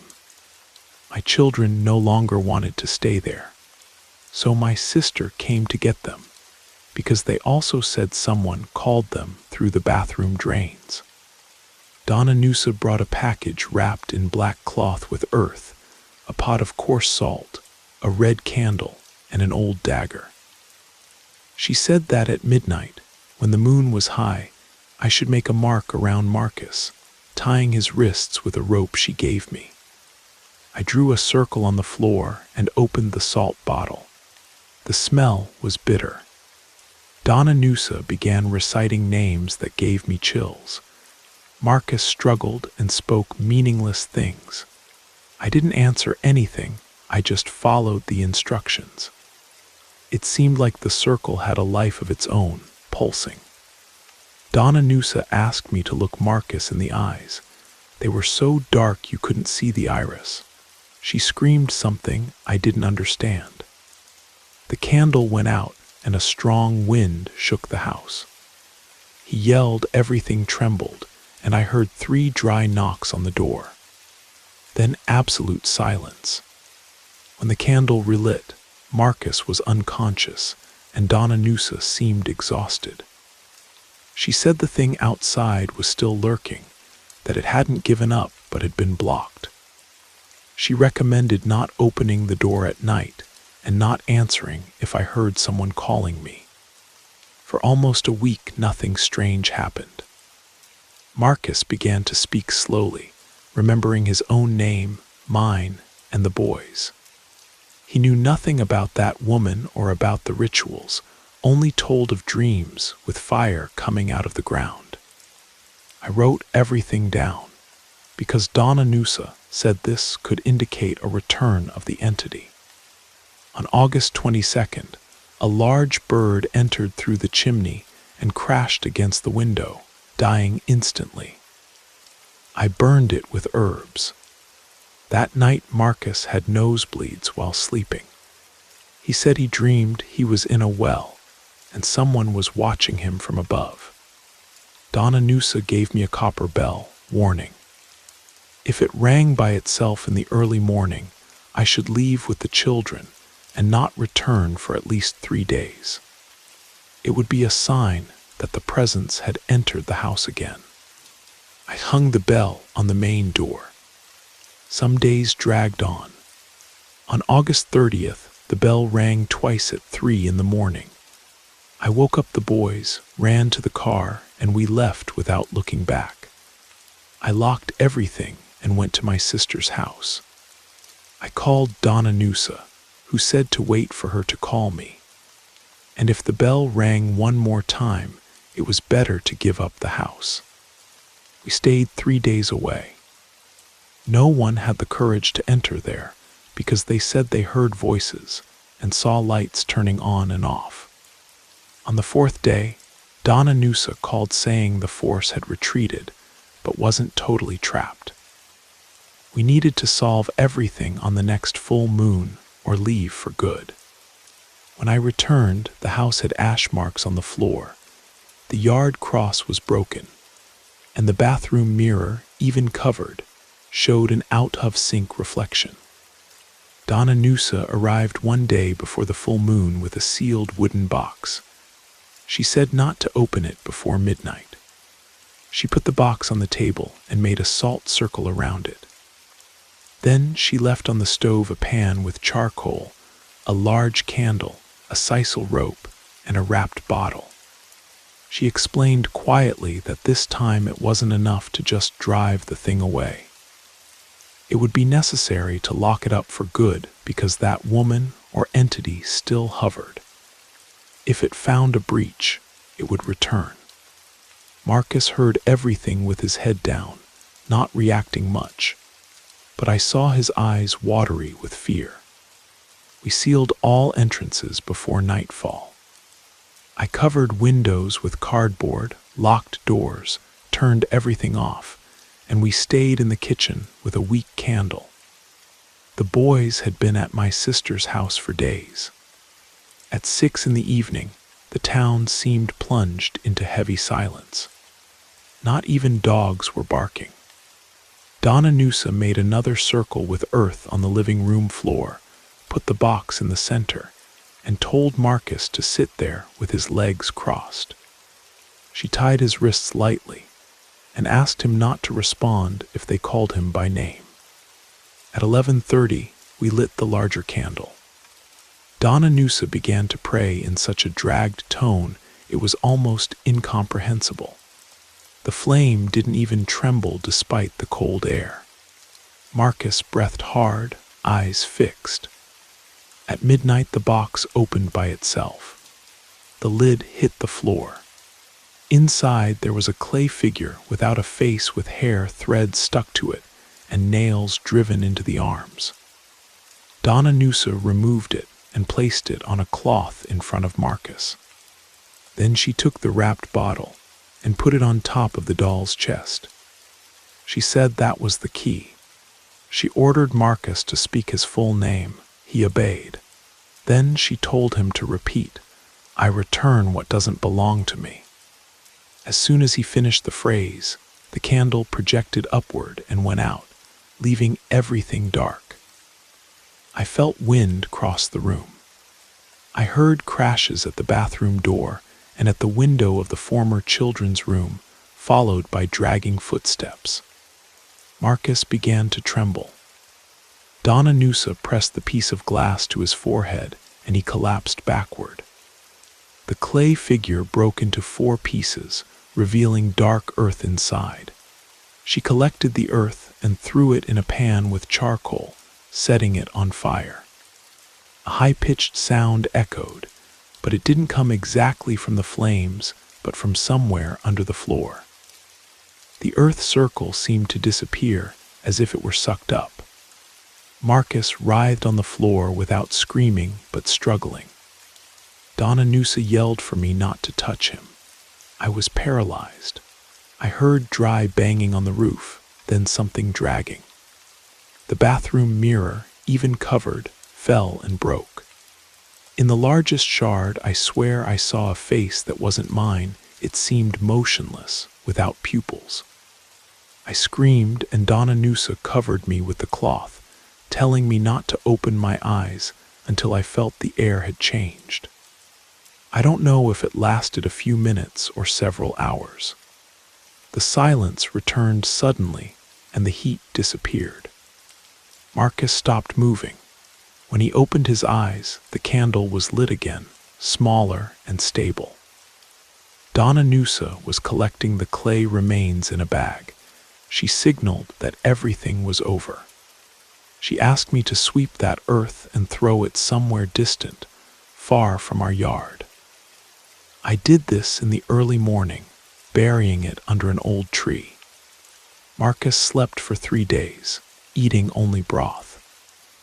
On the 4th day, he woke up confused and cried, saying he had dreamed of his father and people with white eyes around a river. Donna Noosa said goodbye, leaving a wooden rosary, a dark cross, and holy water, warning that the house wouldn't be safe after a certain date because the ritual wouldn't last forever. We needed to leave there before the next season. A month later, we sold everything. I gave up the furniture. We burned many things, cleaned the walls, and covered a well that existed in the yard. The buyer didn't ask many questions. He just wanted the land to raise birds. We went to another region further north, in a smaller house without a well. There Marcus got work fixing fences, and I set up another simple diner. The children returned to sleeping peacefully without waking up scared. No one ever touched on what we lived through again. We never talked about the face I saw in the mirror or about the dark earth, and we avoid objects that remind us of the past. The cross that Donna Noosa left continues hanging on the front door as a silent reminder. Sometimes before sleeping, I look at this cross. If I think too much, I remember that ritual and the clay box, but I avoid bringing it all back. To this day, I don't know how to explain exactly what happened. I only know I don't want to feel that presence again. The town we left behind feels like a distant memory now. Sometimes I wonder if that house still stands empty, if anyone else has tried to live there. But I never call to ask, and I never plan to return. Marcus has never fully been the same man I married. There's a distance in his eyes sometimes, a wariness that wasn't there before. He doesn't like mirrors much, and he still won't sleep with any light off completely. But he's present with us, he loves the children, and that's what matters. The boys have mostly forgotten the worst of it. Children are resilient that way. Hugo sometimes asks why we moved so suddenly, and I tell him we needed a fresh start. Robert, who was younger, remembers even less. But late at night, when the house settles and the wind picks up, I sometimes catch myself listening, really listening, to make sure those sounds are just the normal sounds of an old house. And I keep that wooden cross polished and in its place by the door. Some things are better left buried, like that dark earth under the old tree. Some doors are better left closed, and some chapters of life are better ended completely, no matter how much they cost you to close. I learned that love can be a weapon used against you, that trust can be turned into a chain, and that some people will use anything, even dark forces, to try to destroy what they can't have. But I also learned that mothers will fight anything for their children, that some bonds are stronger than any curse, and that sometimes the only way to win is to walk away completely and start over somewhere new. We're safe now, we're together. And that woman, whoever or whatever she was, didn't win. That's all that matters.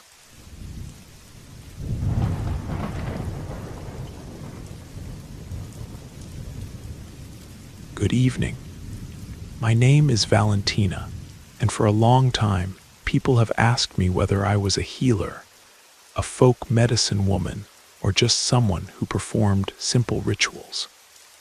To be honest, I never defined it clearly because life taught me that certain things don't fit into labels. I grew up in rural Montana, where my father Samuel and my mother Ruth struggled to make a living from a small farm, raising a few head of cattle alongside our modest crops. They always believed in both the visible and invisible worlds, and without elaborate speeches, they passed on to me the certainty that the world is larger than what our eyes can see.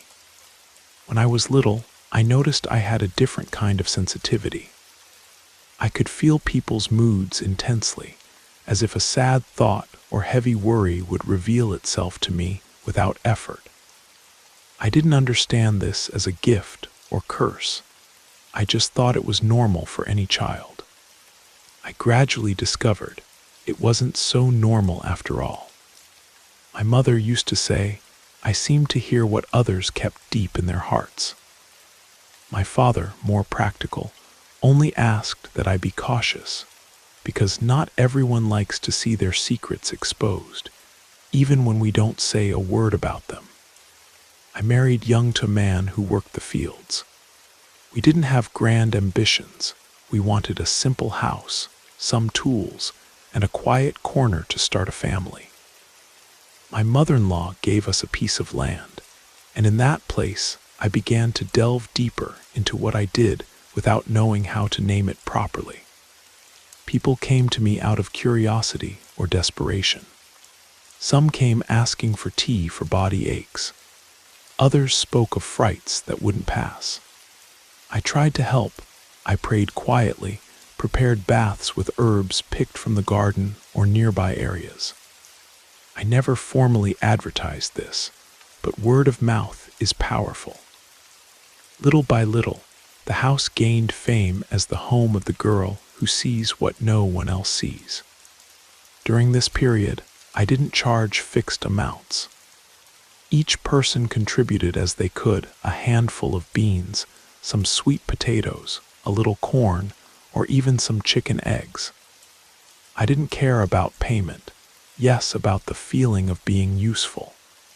My mother taught me, not all the energy that enters through the door brings flowers. I didn't understand very well, but I kept the words in my memory. It didn't take long to realize there was a counterpart. Each person who came seeking help left a trail of stories, sorrows, and fears. I felt pushed to absorb that even without wanting to. Certain nights I dreamed about who I had attended to the previous day. I woke up with a tight chest or a head full of voices that didn't seem like mine. My husband worried, thinking I was overworked, but I insisted it was just fatigue. We always make excuses when we don't know exactly what to explain. I must confess that even when young, I was frightened by my own sensitivity. I knew when an acquaintance fell ill, even before anyone told me. It was enough to feel a sudden discomfort or dream about that person. In some cases, it was possible to guide the person about something simple like rest, a tea, or a specific prayer. In others, I just observed without courage to say anything because I wasn't sure what was happening and didn't want to play the owner of truth. It was in these wanderings between errors and successes that I realized how the people around me reacted to me. Some had curiosity and approached with respect, hoping I would open the path to a cure or spiritual relief. Others looked at me from afar, suspicious, whispering that I meddled with what I shouldn't. There's always someone who judges, but I learned not to be hurt. When you live in the country, you need to be strong in various ways.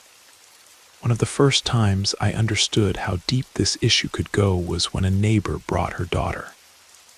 The girl wasn't sleeping properly, and according to the mother, she woke up almost every dawn trembling and crying.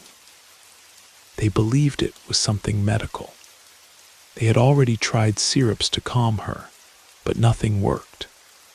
As soon as I saw her, I noticed an anguished expression on the child's face. I tried to talk to her, and at first she didn't want to speak.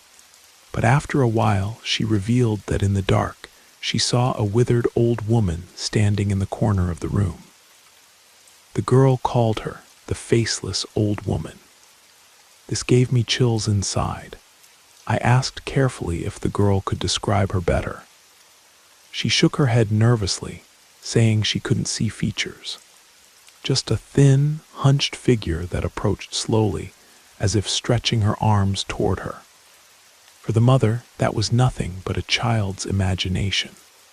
I wasn't so sure because I had heard similar reports. I recommended a bath with gentle herbs, some prayers, and placed a little salt at strategic points in the house. I didn't have a magic formula, but I wanted to at least ease the child's fear. Time passed and this same neighbor returned grateful, saying the girl was walking calmer. I was happy, but couldn't ignore that on that night, after the visit, I dreamed of an elderly woman with her back to me, standing in my living room. I moved in the dream, tried to call her, but she didn't respond. I woke up startled, thinking it was just a reflection of what I had heard from the girl. So I continued life without giving it much importance. The thing is that in the middle of this daily routine of prayers and teas, other things happened that gave me chills. They were sensations, presentiments that I was capturing the dark side of those who knocked on my door. Many times it wasn't about voluntary evil, but emotional weights that those people carried. And I, by absorbing this, became more vulnerable to strange experiences. My husband saw nothing, but noticed my restlessness. You need to learn to protect yourself. Praying is good, but don't get involved in matters that exceed your limit. I agreed in theory, but in practice, it was difficult to refuse help to those who arrived in tears seeking relief. That's how I left the door open to whatever came, believing that my faith would be enough to hold back the wave. But it's not that simple. One day, a young man appeared with trembling hands, saying he had visions at night. When he asked if I could with my prayers drive away the evil that pursued him, I didn't hesitate to try. I performed a basic ritual. I sprinkled holy water that I got from the local church. I prayed the Our Father, and something my mother taught me. I gave him a bottle of consecrated oil to apply before sleeping. He left thanking me with tears of hope in his eyes. In the following hours, however, I felt an unbearable headache, something I had never had. I stayed in bed until the next afternoon. During this time, I dreamed I was being chased by a shadow with heavy steps. I woke up sweating with a weight in my chest, unable to explain to my family what was happening. Later, the pain subsided, but an uncomfortable suspicion remained that I had absorbed some bad energy from the young man, even without fault. That put me on alert. Days passed, and one afternoon my daughter called me to the yard, agitated. She explained that a man had knocked on the gate. When I asked what he looked like, she described a tall subject with a wide hat and hunched posture, looking at the ground. She asked him to wait, but when she came back to tell me when we went there together, there was no one. We walked around, called out, but silence dominated. I returned home with the feeling that something strange was lurking. In the following days, she commented other times that she saw a man of the same type spying from afar, but whenever I tried to verify, I found nothing. I thought it might just be an illusion or a child's game, but she insisted, saying that look left her scared. It was as if it were real to her. My heart was anguished because I understood that if it were a product of imagination, it wouldn't cause such sincere fear. As this repeated, I also began to notice objects out of place at home, even without anyone having touched them. Cups disappeared and appeared at opposite points of the room. Noises came from the roof at night, as if something heavy walked up there. I commented to my husband, who tried to reassure me, saying they could be possums or other typical animals, but in my heart I felt it wasn't a matter of animals.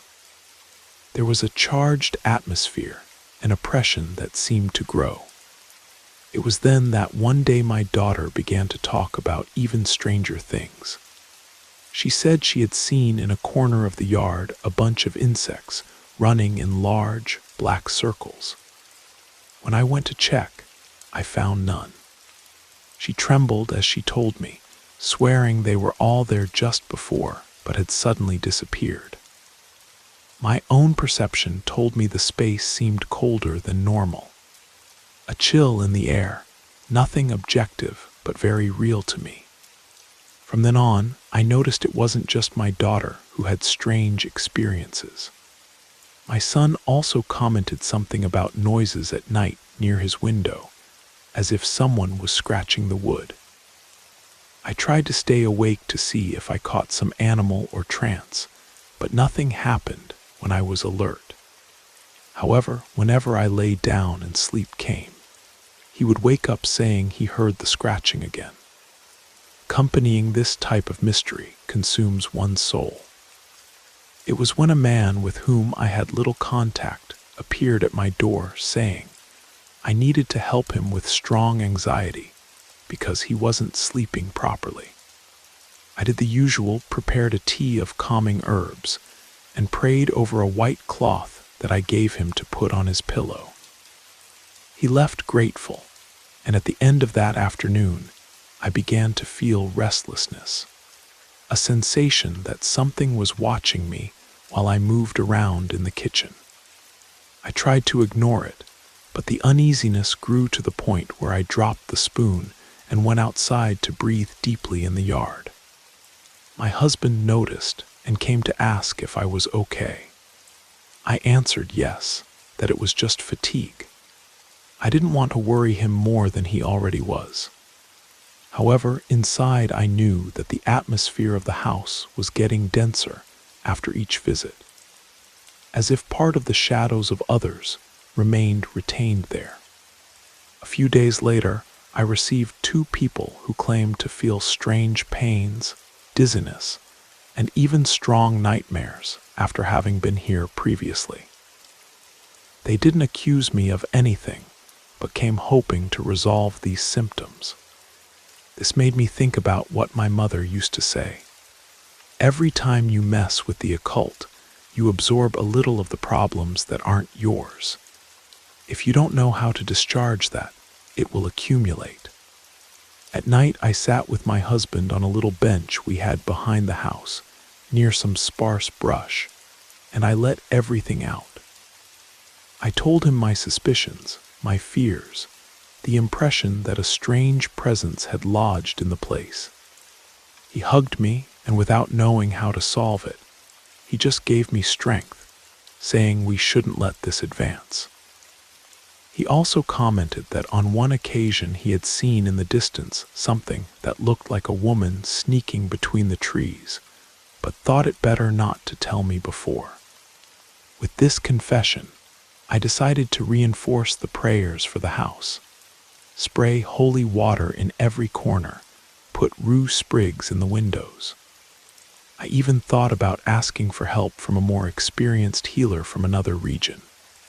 But she lived far away, and I didn't know anyone else who dealt directly with such intense forces. In desperation, I continued with the cleanings, hoping they would have some effect, because it was all I had in hand. Still, the tension didn't recede. It was as if that thing fed precisely on these fears and these frequent attempts to drive it away. It seemed contradictory. The more I prayed, the more strange phenomena came to light. I began to have recurring nightmares. I dreamed of known people, but the faces were deformed, sunken eyes as if they stared at me in silence. I woke up startled with the sensation that at any moment I would find these dream figures in the corridors of the house. My husband consoled me, but I perceived in his look that he also feared. He never told me directly, but his gestures and expressions didn't lie. I tried to distract the children by taking them to a nearby stream where we used to spend hot afternoons. I thought a cool water bath and contact with nature could relieve the atmosphere. Everything was going well until my daughter approached with a frightened look, saying she was seeing on the other side of the bank a strange man with his back turned. She didn't want to look directly, but pointed with her gaze, as if that figure could notice our presence at any second. Seeing that my son also confirmed the story left me distressed. Both spoke as if there really was someone standing there. But when I tried to see, I distinguished nothing beyond brush and stones. I quickly gathered everything, and we returned home. On this way back, I trembled inside, asking God what I had done wrong, or if this was a type of test for my faith. That same night, after everyone slept, I went out to the yard, and with a firm voice but racing heart, I declared aloud that thing was not welcome, that the house was consecrated to God, and that I would not allow more scares in my family. I then prayed several prayers I remembered from my mother and from an older priest who passed through the region from time to time. I went back inside with a momentary feeling of relief, but the dawn still held surprises. The next day, while washing lunch dishes, I felt something pressing my legs as if invisible arms were clinging to me. I stopped immediately, crouched down to see, and there was nothing. Even so, I felt as if something cold was stuck to me, almost preventing me from walking. I screamed reflexively, because I had never felt anything so physical. I tried to break free, but it was like kicking air. The sensation persisted, leaving me scared and confused. I ran outside looking for my husband. He ran to me, noticing my state, but looking at me found no sign of injury or marks. I stayed trembling for hours, feeling cold sweat run down my forehead. It was as if my body had just gone through a real attack, although in his eyes, nothing had happened beyond my panic. His first reaction was to suggest we leave, stay a few days at relatives' house, but I refused. It wouldn't help to run because if there really was something attached to us, it would follow us. I needed to solve it there, face the problem head-on. Besides, I suspected that leaving without confronting could reinforce the idea of fear, opening more gaps. Even without having total clarity of what to do, I continued with the routines of prayers and protection baths. This time, however, I doubled the care with the children. I began to put coarse salt around the beds, believing it could create a symbolic barrier.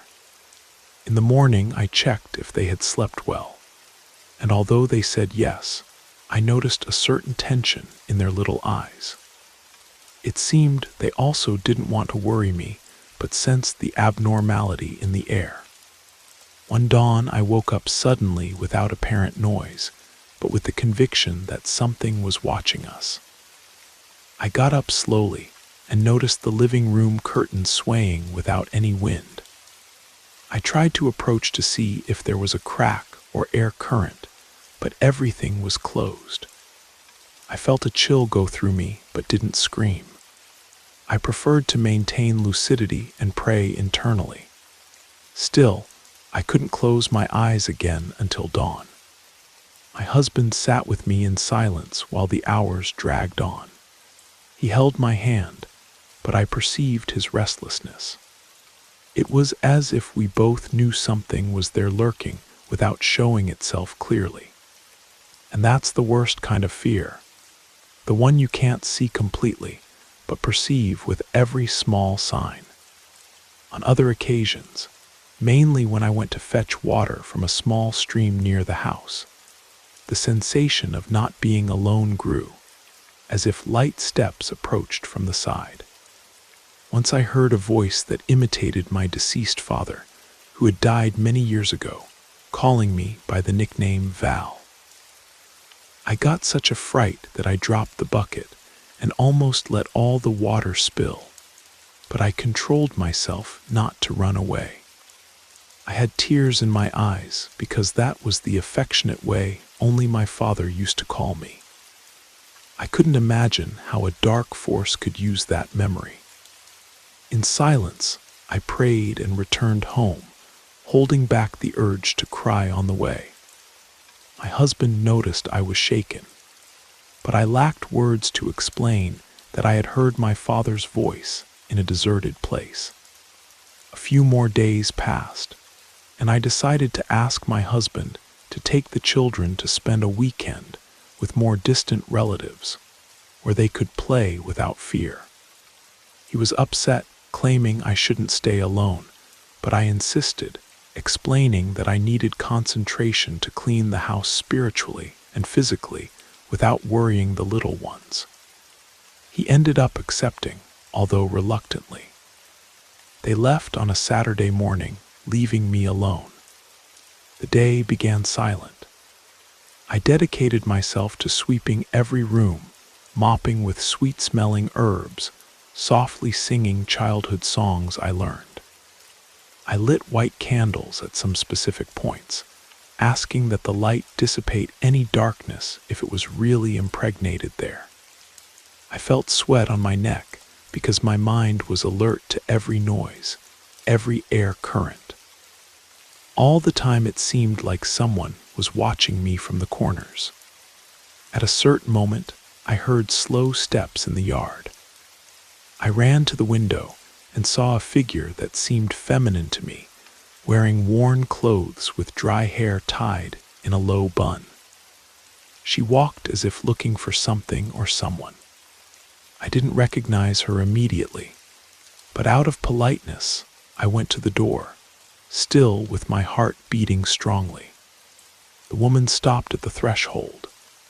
She had skin marked by the sun, deep wrinkles on her face, and a look that transmitted neither sympathy nor anger, but an enigmatic emptiness.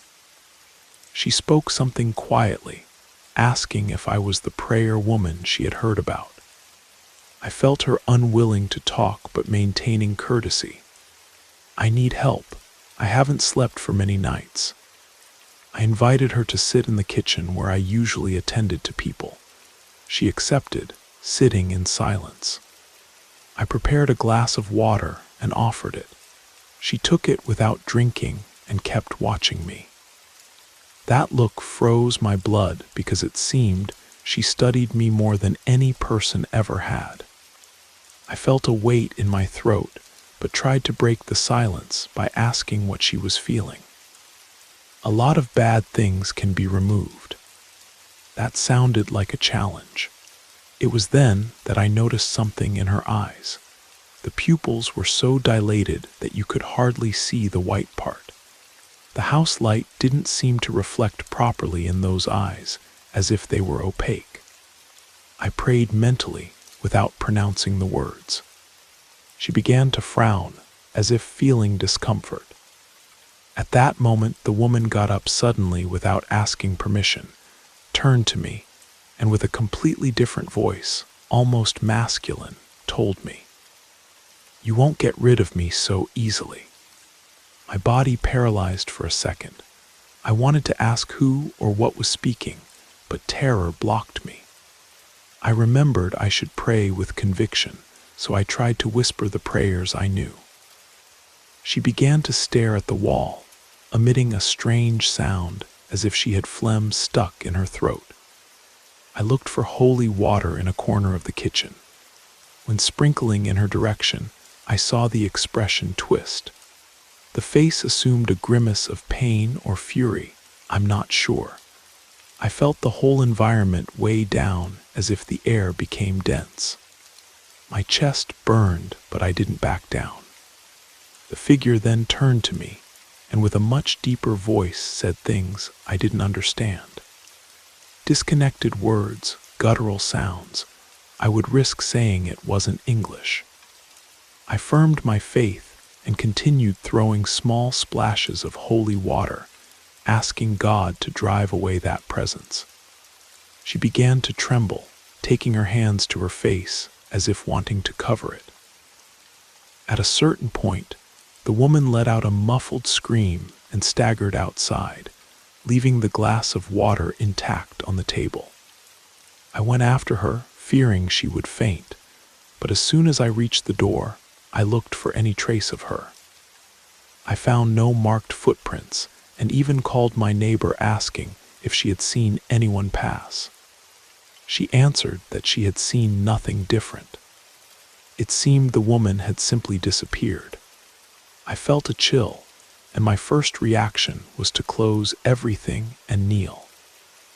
I spent a good time praying right there, crying from an anguish I didn't know where it came from.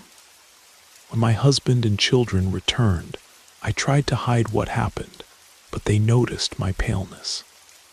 My daughter asked if I was sick, and I just said I was a little weak. Inside, I was afraid that apparition would return or decide to attack someone in my family. From then on, I slept with half-closed eyes, always vigilant, and kept candles lit in the room for some nights. My biggest scare came when my son, who until then was fine, began to cough nonstop, complaining of tightness in his chest. We took him to the local health post, but they found nothing serious. They said to observe and give conventional medicines. He could barely sleep. He woke up saying he felt something brushing his throat as if it were a thread that went up and down. Seeing my son wither in a few days was unbearable. I began to pray over him, but it seemed my faith was shaken or that the thing was stronger than me. I started changing compresses, making homemade inhalations, everything I was taught and that I myself knew. He improved a little, then got worse, and nothing explained it. My husband despaired, saying maybe it was better to seek help in the city, and we really considered visiting a priest who was in another parish. In the end, he made some calls and managed to have a friend accustomed to dealing with heavy spiritual cases send us a blessing and specific prayer instructions for children. I followed everything carefully. In a few days, my son suddenly began to improve. The cough diminished, the fever subsided, and his appetite returned. I cried quietly thanking God for this relief, but I knew it wasn't just an instant miracle. The new prayers and guidance from this acquaintance, along with complementary medical treatment, may have been the key. Still, I didn't feel totally victorious. Somehow it seemed that mysterious force had retreated, but not disappeared. The fear remained that it could attack again when we least expected it. Other people continued to arrive seeking help, bringing stories of nightly visions, chest pressures, figures that accompanied them on the road. That's when I decided to adopt a more careful posture. I didn't refuse help rudely, but I gave very basic guidance and made it clear that it was better to seek a priest or specialized center, because I didn't want to absorb more negative energy. My husband supported me, saying I should protect our family first. Even though I still attended to people in difficulty, I knew certain situations were too heavy for me. Not everyone understood, and some insisted. A woman came claiming she saw a barefoot man in the field throwing stones at the roof, whose facial features seemed to change with each apparition. She begged me to go bless the house and the field. I felt sorry, but carefully explained that at the moment I couldn't get involved in such deep cases. Even feeling sorrow, I maintained my decision. Time passed and my children grew up, each taking their own path. From time to time, we remember that troubled period. They don't talk much, but I notice they kept marks from childhood, that sensation that strange forces existed around us. Despite this, they are good people who continue believing in God and leading life with honesty and serenity. And that fills me with gratitude. I still help people, but in a more restricted way.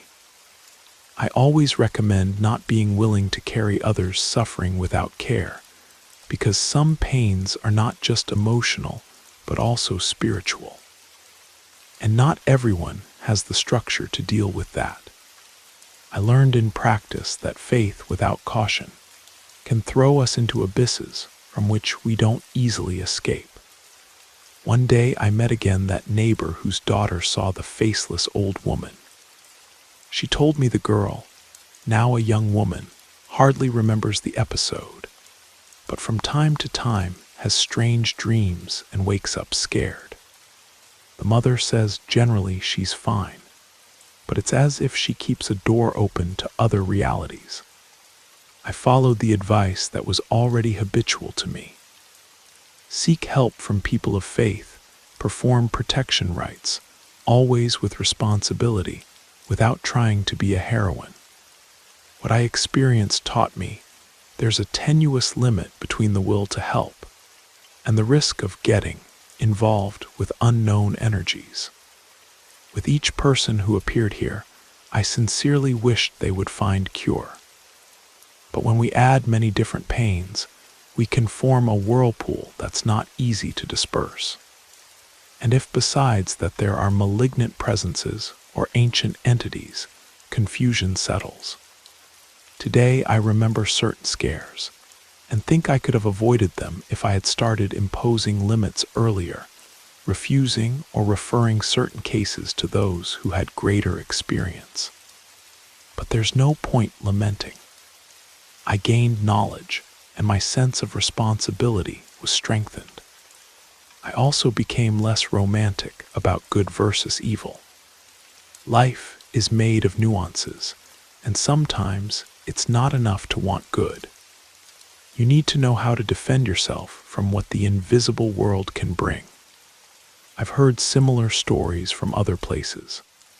I don't like to affirm anything with certainty, but I suspect this heavy energy accumulates where there's excess pain and little capacity to filter. Maybe it's a natural process, like dust accumulation in a corner of the house. If we don't clean, it grows and becomes something that suffocates us. In the spiritual field, it's similar. If we gather sadness, fear, hurt, and foreign energies, we can generate a focus of disturbance.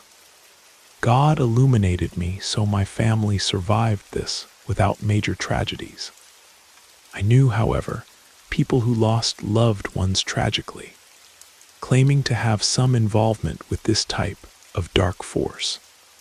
I have my own fears and don't judge myself greater than anyone for having escaped.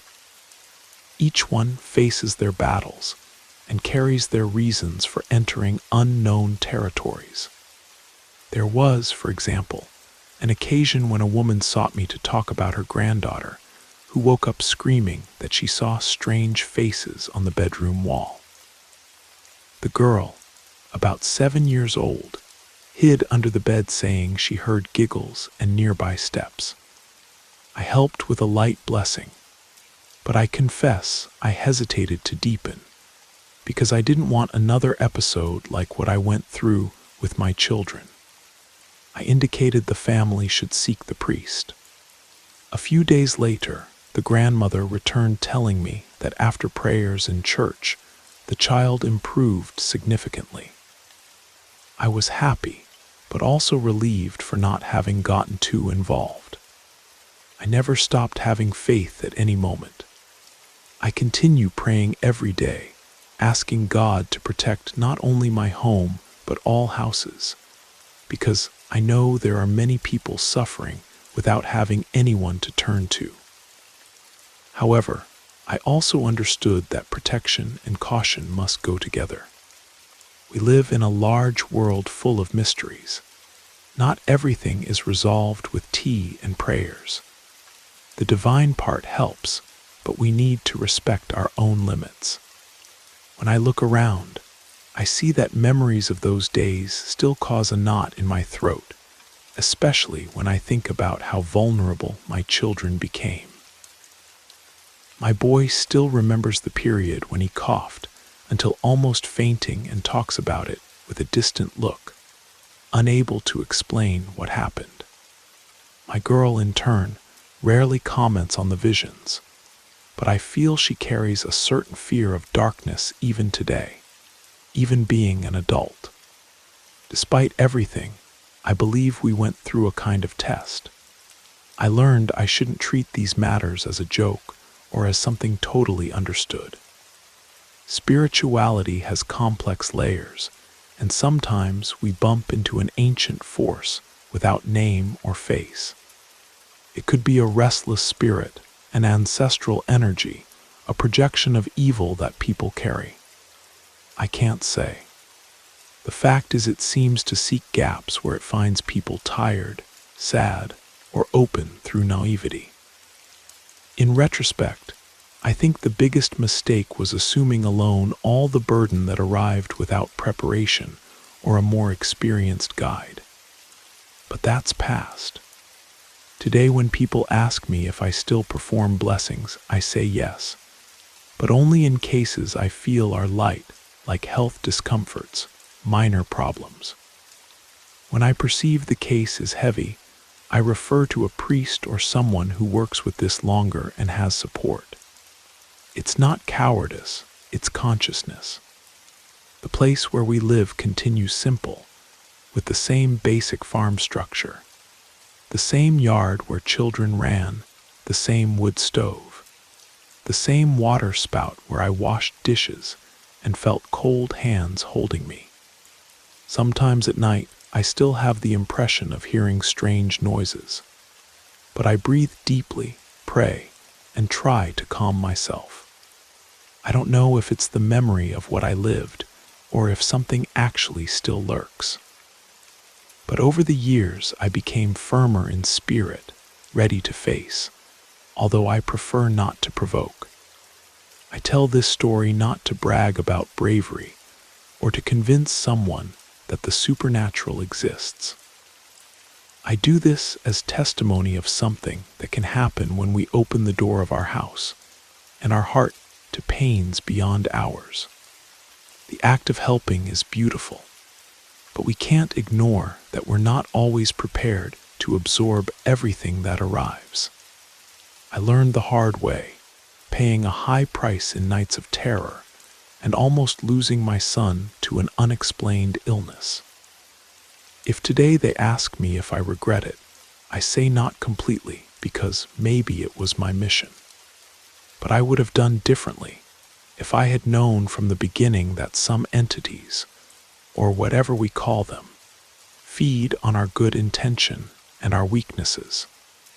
Faith is essential, but we also have to be wise, not underestimating what we don't fully understand.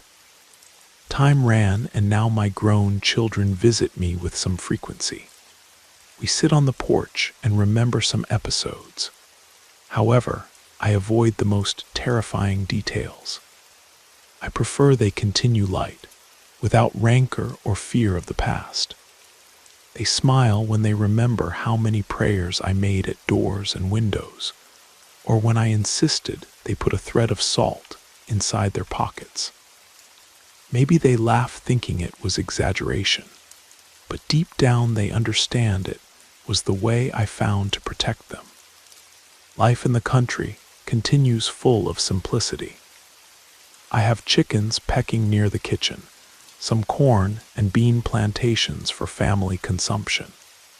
Sometimes one or another acquaintance appears for coffee, telling news from the region, and there's always someone who brings some strange story of haunting or apparition.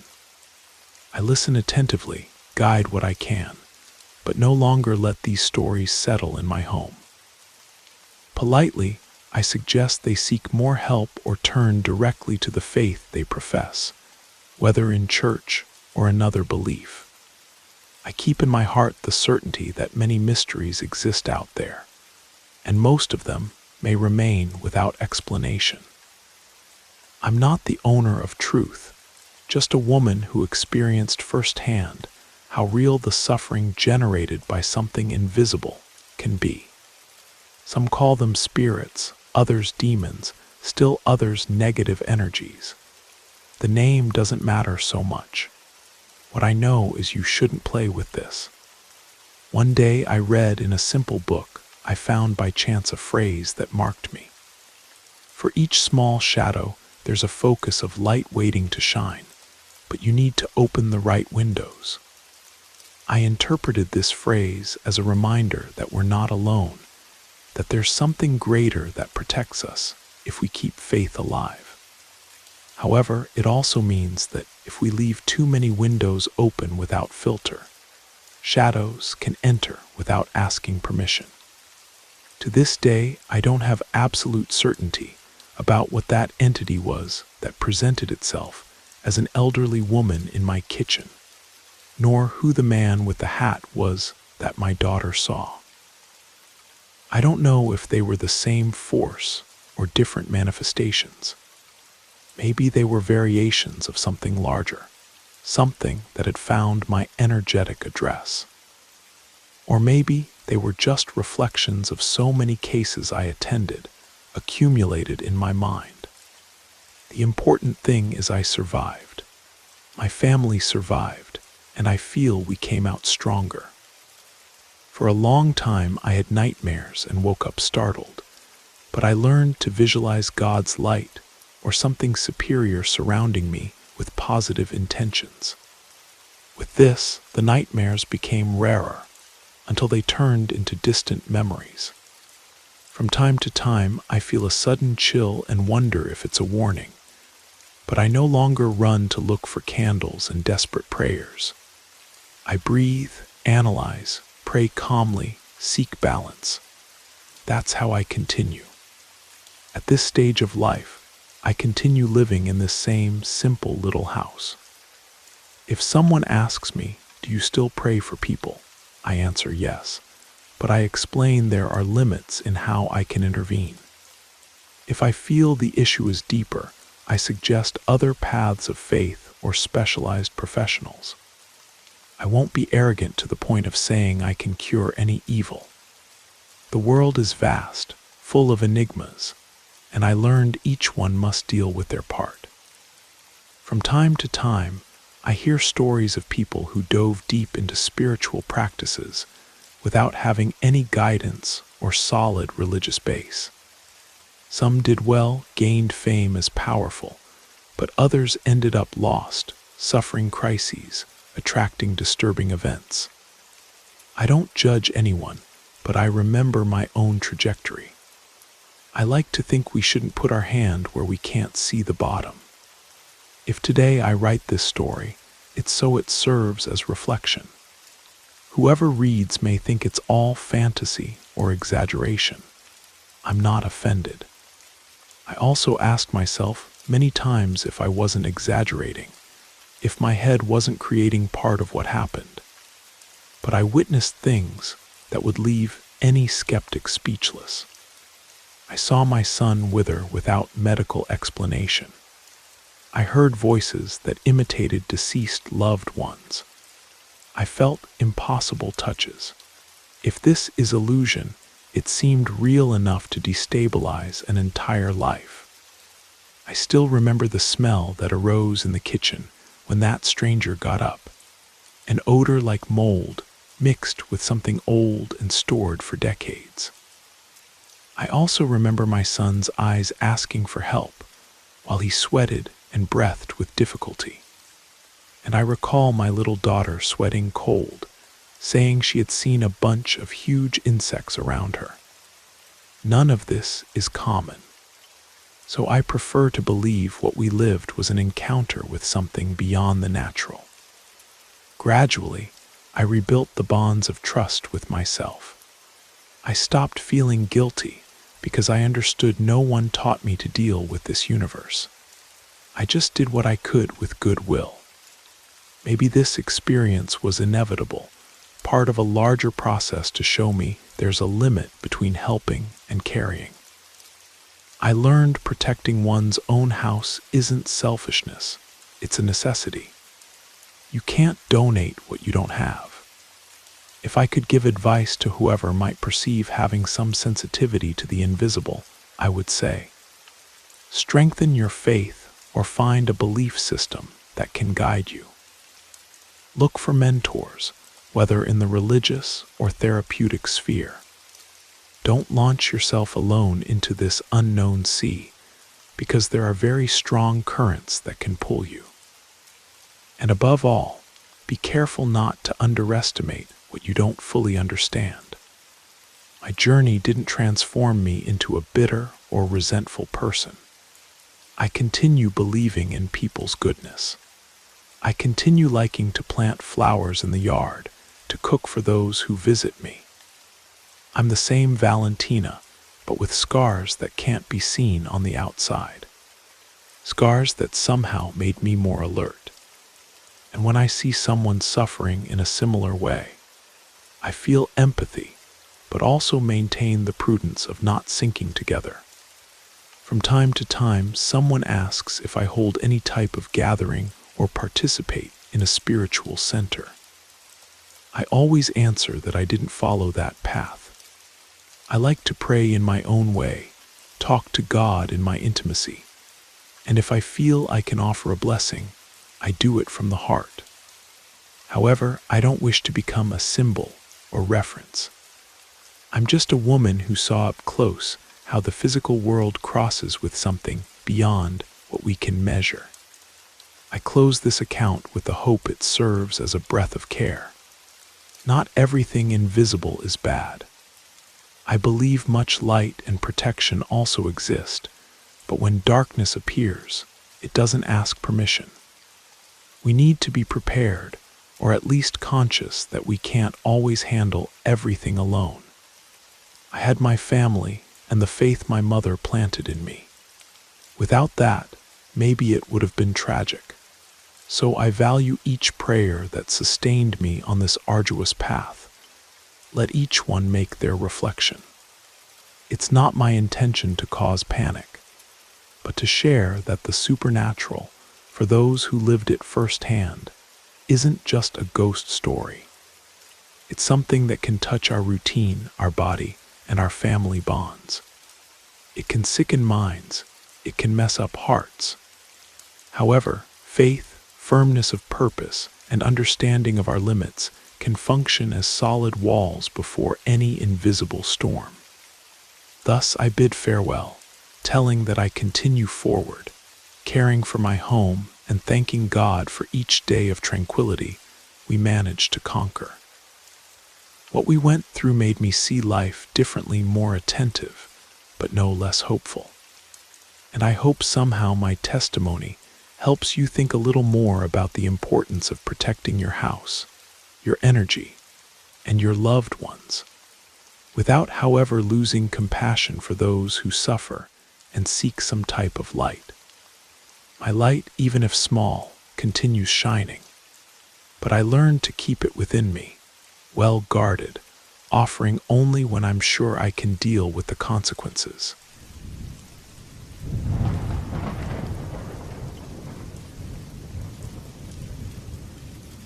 Good evening. I'm not sure why I've decided to tell this story now, after all these years. Maybe it's because I'm approaching the 10-year mark since graduating from law school. 10 years feels like another lifetime when you reach a certain stability in life, and your memory starts digging up things you'd rather have left buried. There's a specific period of my life that I've kept locked away, not out of shame, but out of fear. Fear that by talking about it, I might somehow reopen a door that cost me so much to close. My name is Daniel, and at 21 years old, I was at my breaking point. It was my 4th year preparing for the LSAT and law school applications. 4 years. For those who haven't lived that reality, it might not mean much, but for me, it was a certificate of failure. I came from a small town in Ohio, one of those places where everyone knows everyone, and where news of the doctor's son getting into Harvard Law becomes the talk of the month. My parents weren't wealthy, far from it. My father was a traveling salesman, and my mother taught elementary school. They scraped together every penny they could to keep me in Chicago, paying for the most renowned prep program in the region. The pressure didn't come in the form of direct demands. It never did.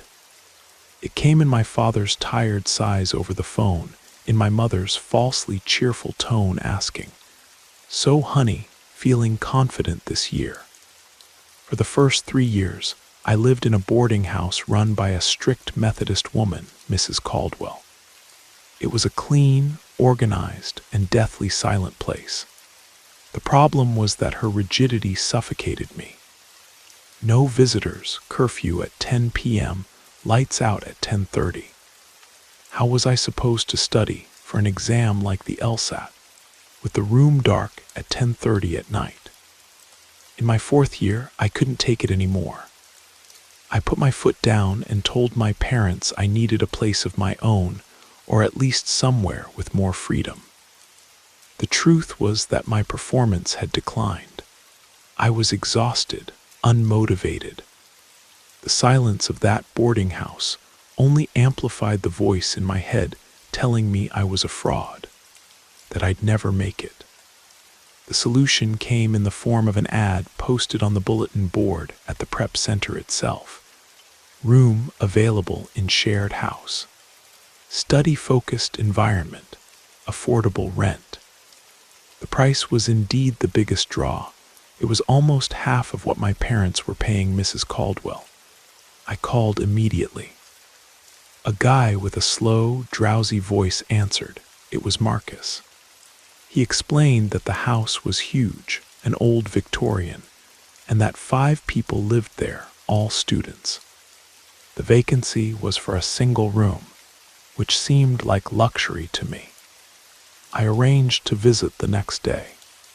The house was about 15 to 20 blocks from the prep center, on a tree-lined residential street. But the building itself seemed out of place. It was an old mansion with peeling paint and a small front garden that was completely overgrown.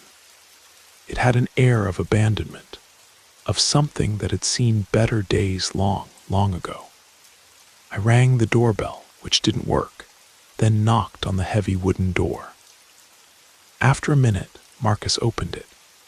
He was older than I'd imagined, probably 28 or 30, thin, with deep dark circles under his eyes, and a way of moving that was simultaneously slow and agitated. He was already in grad school, studying civil engineering. He was what people call a veteran, the informal head of the house. "So you're Daniel, right? Come on in."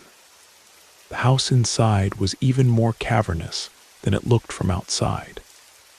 The ceilings were incredibly high, creating a sense of emptiness. The living room furniture was a patchwork of donations and things found on the street. A torn sofa in one corner, a crooked metal bookshelf full of old textbooks and study guides. The air was heavy, with a smell that mixed mold, dust, and the reheated coffee coming from the kitchen. It was the exact opposite of Mrs. Caldwell's boarding house, and incredibly, I felt relief. This was real. This was a place for people who were in the battle, not a sanctuary of rules. "Everyone's at the prep center or in classes right now," Marcus said, scratching his head. "The house gets busier at night, but the noise is just in the kitchen. We respect silence in the bedrooms." He showed me the rest of the house. 2 bedrooms on the ground floor, a bathroom, the kitchen, and a service area in the back with a washing machine that looked like a tractor.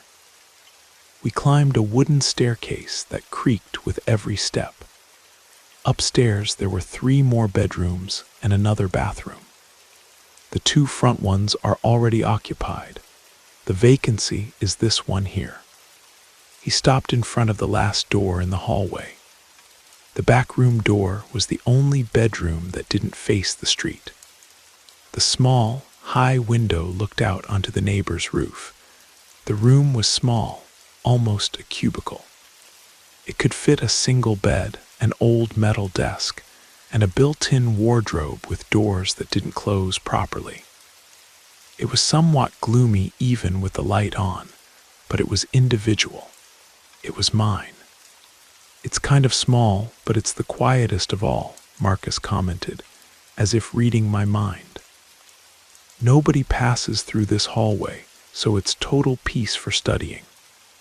I didn't think twice. Peace was all I needed. I closed the deal with him right there. I moved in the following weekend. The first few days were adjustment. I met the other residents all around my age, all in the same struggle. The routine was brutal. I left the house at 7 in the morning and only returned after 10 at night, after the last period of classes and the study session at the prep center library. At home, it was just a shower, a sandwich, and more studying until my eyes burned. I slept 4 or 5 hours a night. The back room was indeed quiet, an almost absolute silence that I initially loved. The problem started about 3 weeks after my move, on a Tuesday night. I was hunched over a list of logic games exercises, a section that was draining my soul. It was almost 2 in the morning. The house was plunged in the silence I had learned to appreciate. That's when I heard a sound. Low, almost imperceptible, scratch, scratch, scratch. I stopped breathing to try to identify it. It seemed to come from inside my own room. I checked everything. The window was closed, no leaks. I looked under the bed, nothing. The sound stopped. I shrugged. Fatigue, I thought. You're so tired you're hearing things. I went back to my logic games. Minutes later, the sound returned. Scratch, scratch, scratch. It was a dry, repetitive sound. It sounded like the tip of a pen or pencil scratching paper with force. Except there was no paper or pen other than mine, and I was sitting still. I got up and pressed my ear to the wall that separated me from the bathroom. Nothing. I pressed against the wall that faced the hallway. Silence. The sound seemed to come from the back wall, the one that faced nothing, that faced the neighbor's roof. It was impossible. I shook my head, rubbed my eyes, drank a glass of water, and went back to bed. I decided it was better to sleep. Fatigue was playing tricks on me. In the following days, the sound repeated itself. Always in the early hours, always when the house was in complete silence. I tried to rationalize it. It could be a mouse in the walls, a tree branch scraping the roof, anything. But the sound was so specific. It was the sound of my own routine, the sound of a student hunched over books. I started getting annoyed. It wasn't fear, it was irritation. It broke my concentration, which was already minimal. One night, fed up with it, I left my room and went to the kitchen. Marcus was there, sitting at the table with a cup of coffee in one hand and a calculus book in the other. He looked my age when he was in that state of exhaustion. Hey, Daniel, can't sleep either. Actually, it's the opposite. I'm trying to study, but there's a strange noise coming from my room. Sounds like a mouse or something scratching the wall. Marcus looked up from his book. He didn't seem surprised. He seemed tired, another layer of tiredness beneath the exhaustion of studies. Ah, the noise. Yeah, sometimes we hear things in this house.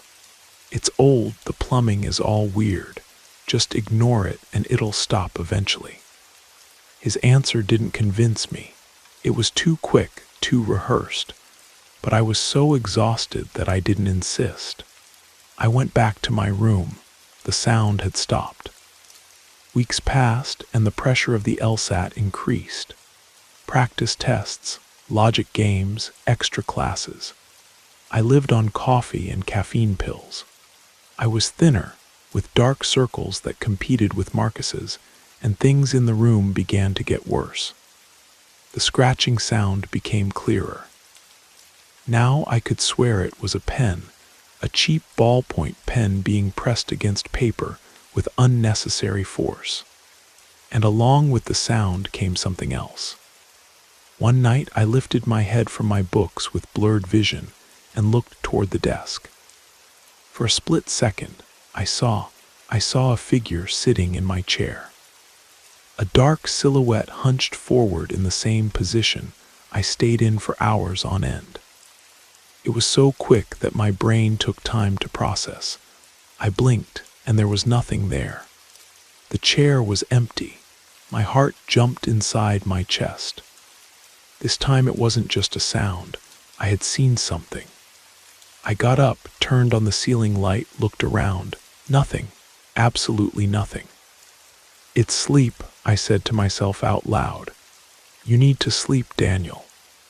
But sleep didn't come easily anymore. I would lie down and wait for the sound to start, and it always did. Scratch, scratch, scratch. It got to the point where I started hearing whispers mixed with the sound. Disconnected phrases, loose words, Pythagorean theorem, constitutional law, standard deviation, case precedent. They were fragments of the subjects I studied all day, but the voice wasn't mine. It was a dry whisper, lifeless. My performance at the prep center plummeted. I couldn't concentrate, dozed during classes, missed easy questions on practice tests. I started getting desperate. The exam was approaching, and I was regressing. That room, which should have been my refuge of peace, had become a torture chamber. One night, the climax. I had taken 3 caffeine pills to try to pull an all-nighter studying for a comprehensive practice test that would happen the next day. Around 3:30 in the morning, the pen sound started louder and more frantic than ever, and the whispers too. The cutoff score, have to pass, won't make the cutoff score. The phrase repeated over and over. I couldn't take it. In an impulse of rage and desperation, I punched the desk and screamed at the empty room. Stop! The sound ceased instantly.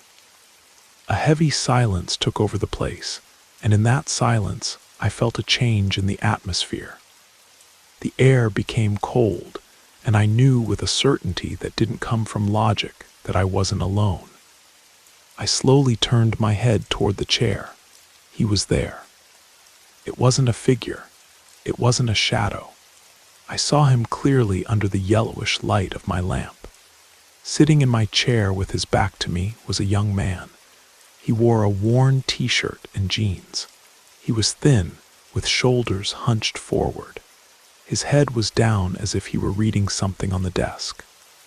And he was trembling, a fine, constant tremor. I was paralyzed.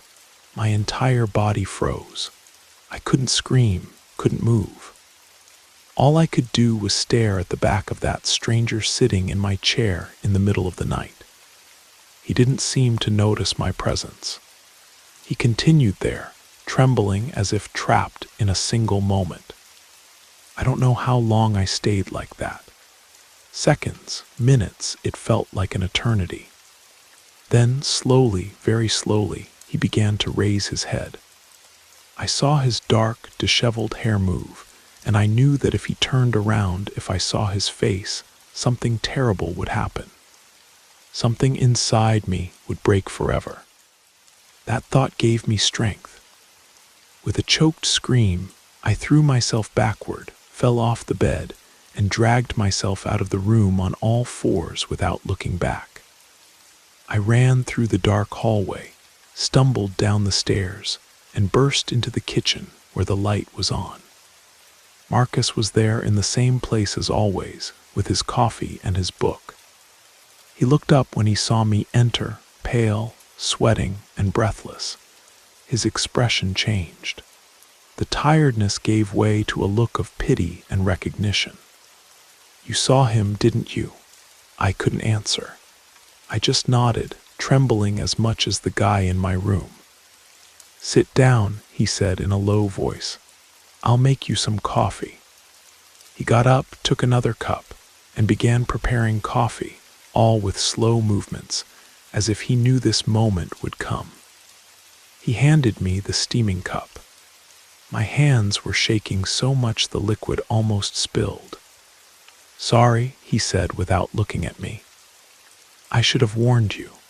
We avoid talking about it so as not to scare newcomers, but with you, it seems it was stronger. What was that, Marcus? Who was that guy? He sighed, a sigh that seemed to carry the weight of the world. He sat across from me. His name was Giovanni, Marcus began telling the story. Giovanni had lived in the house about 4, maybe 5 years ago.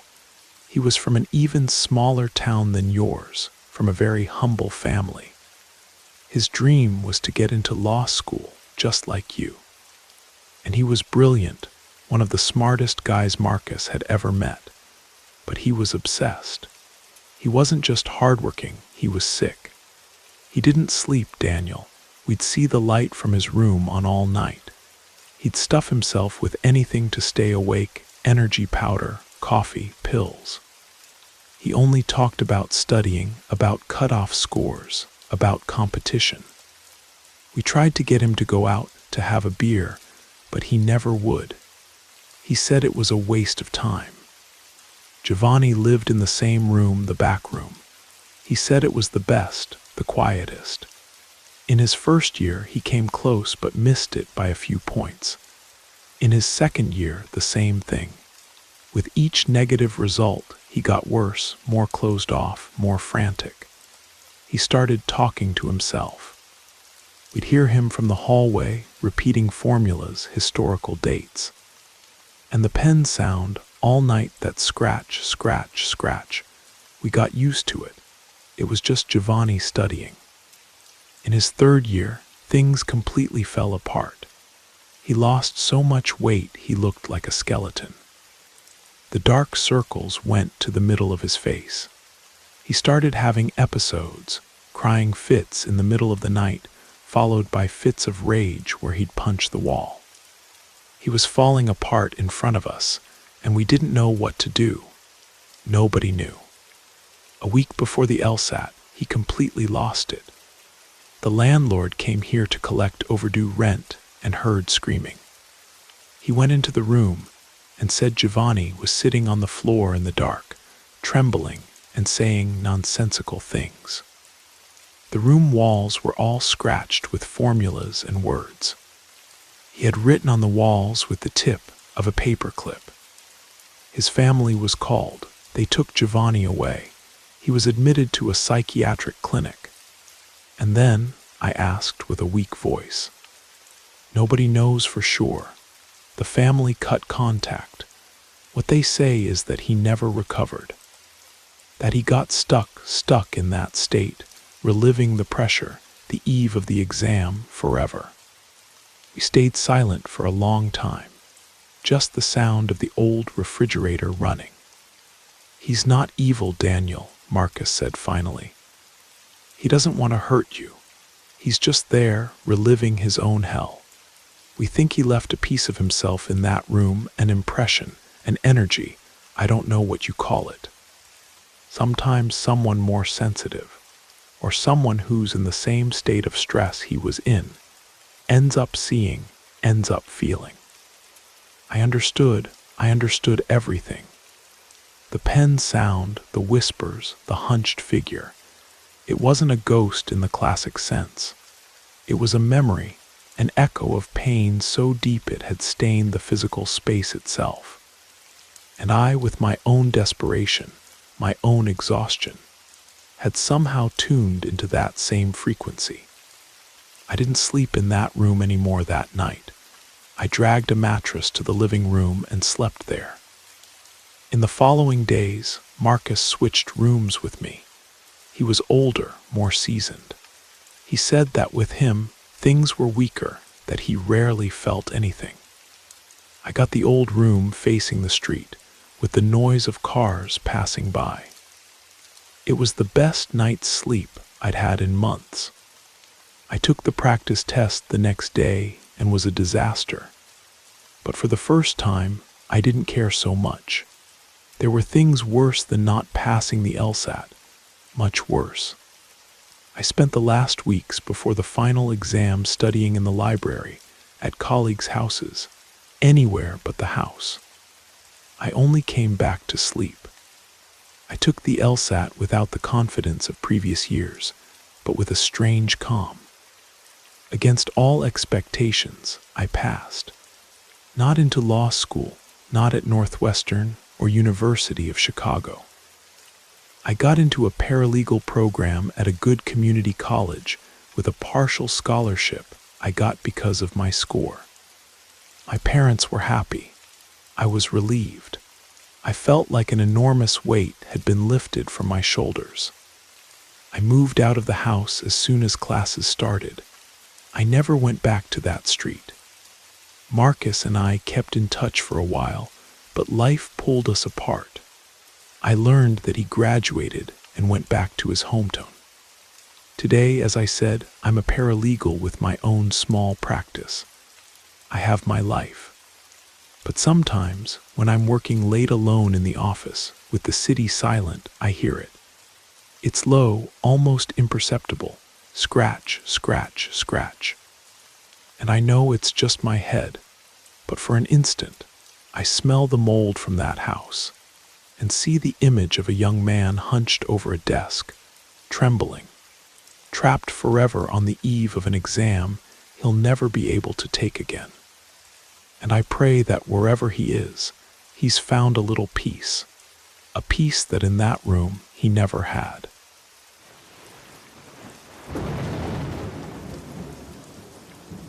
You made it to the end of the stories. That means it's the perfect time to subscribe so you don't miss future episodes. And if you haven't already, leave a like and drop a comment. I'd love to hear your thoughts.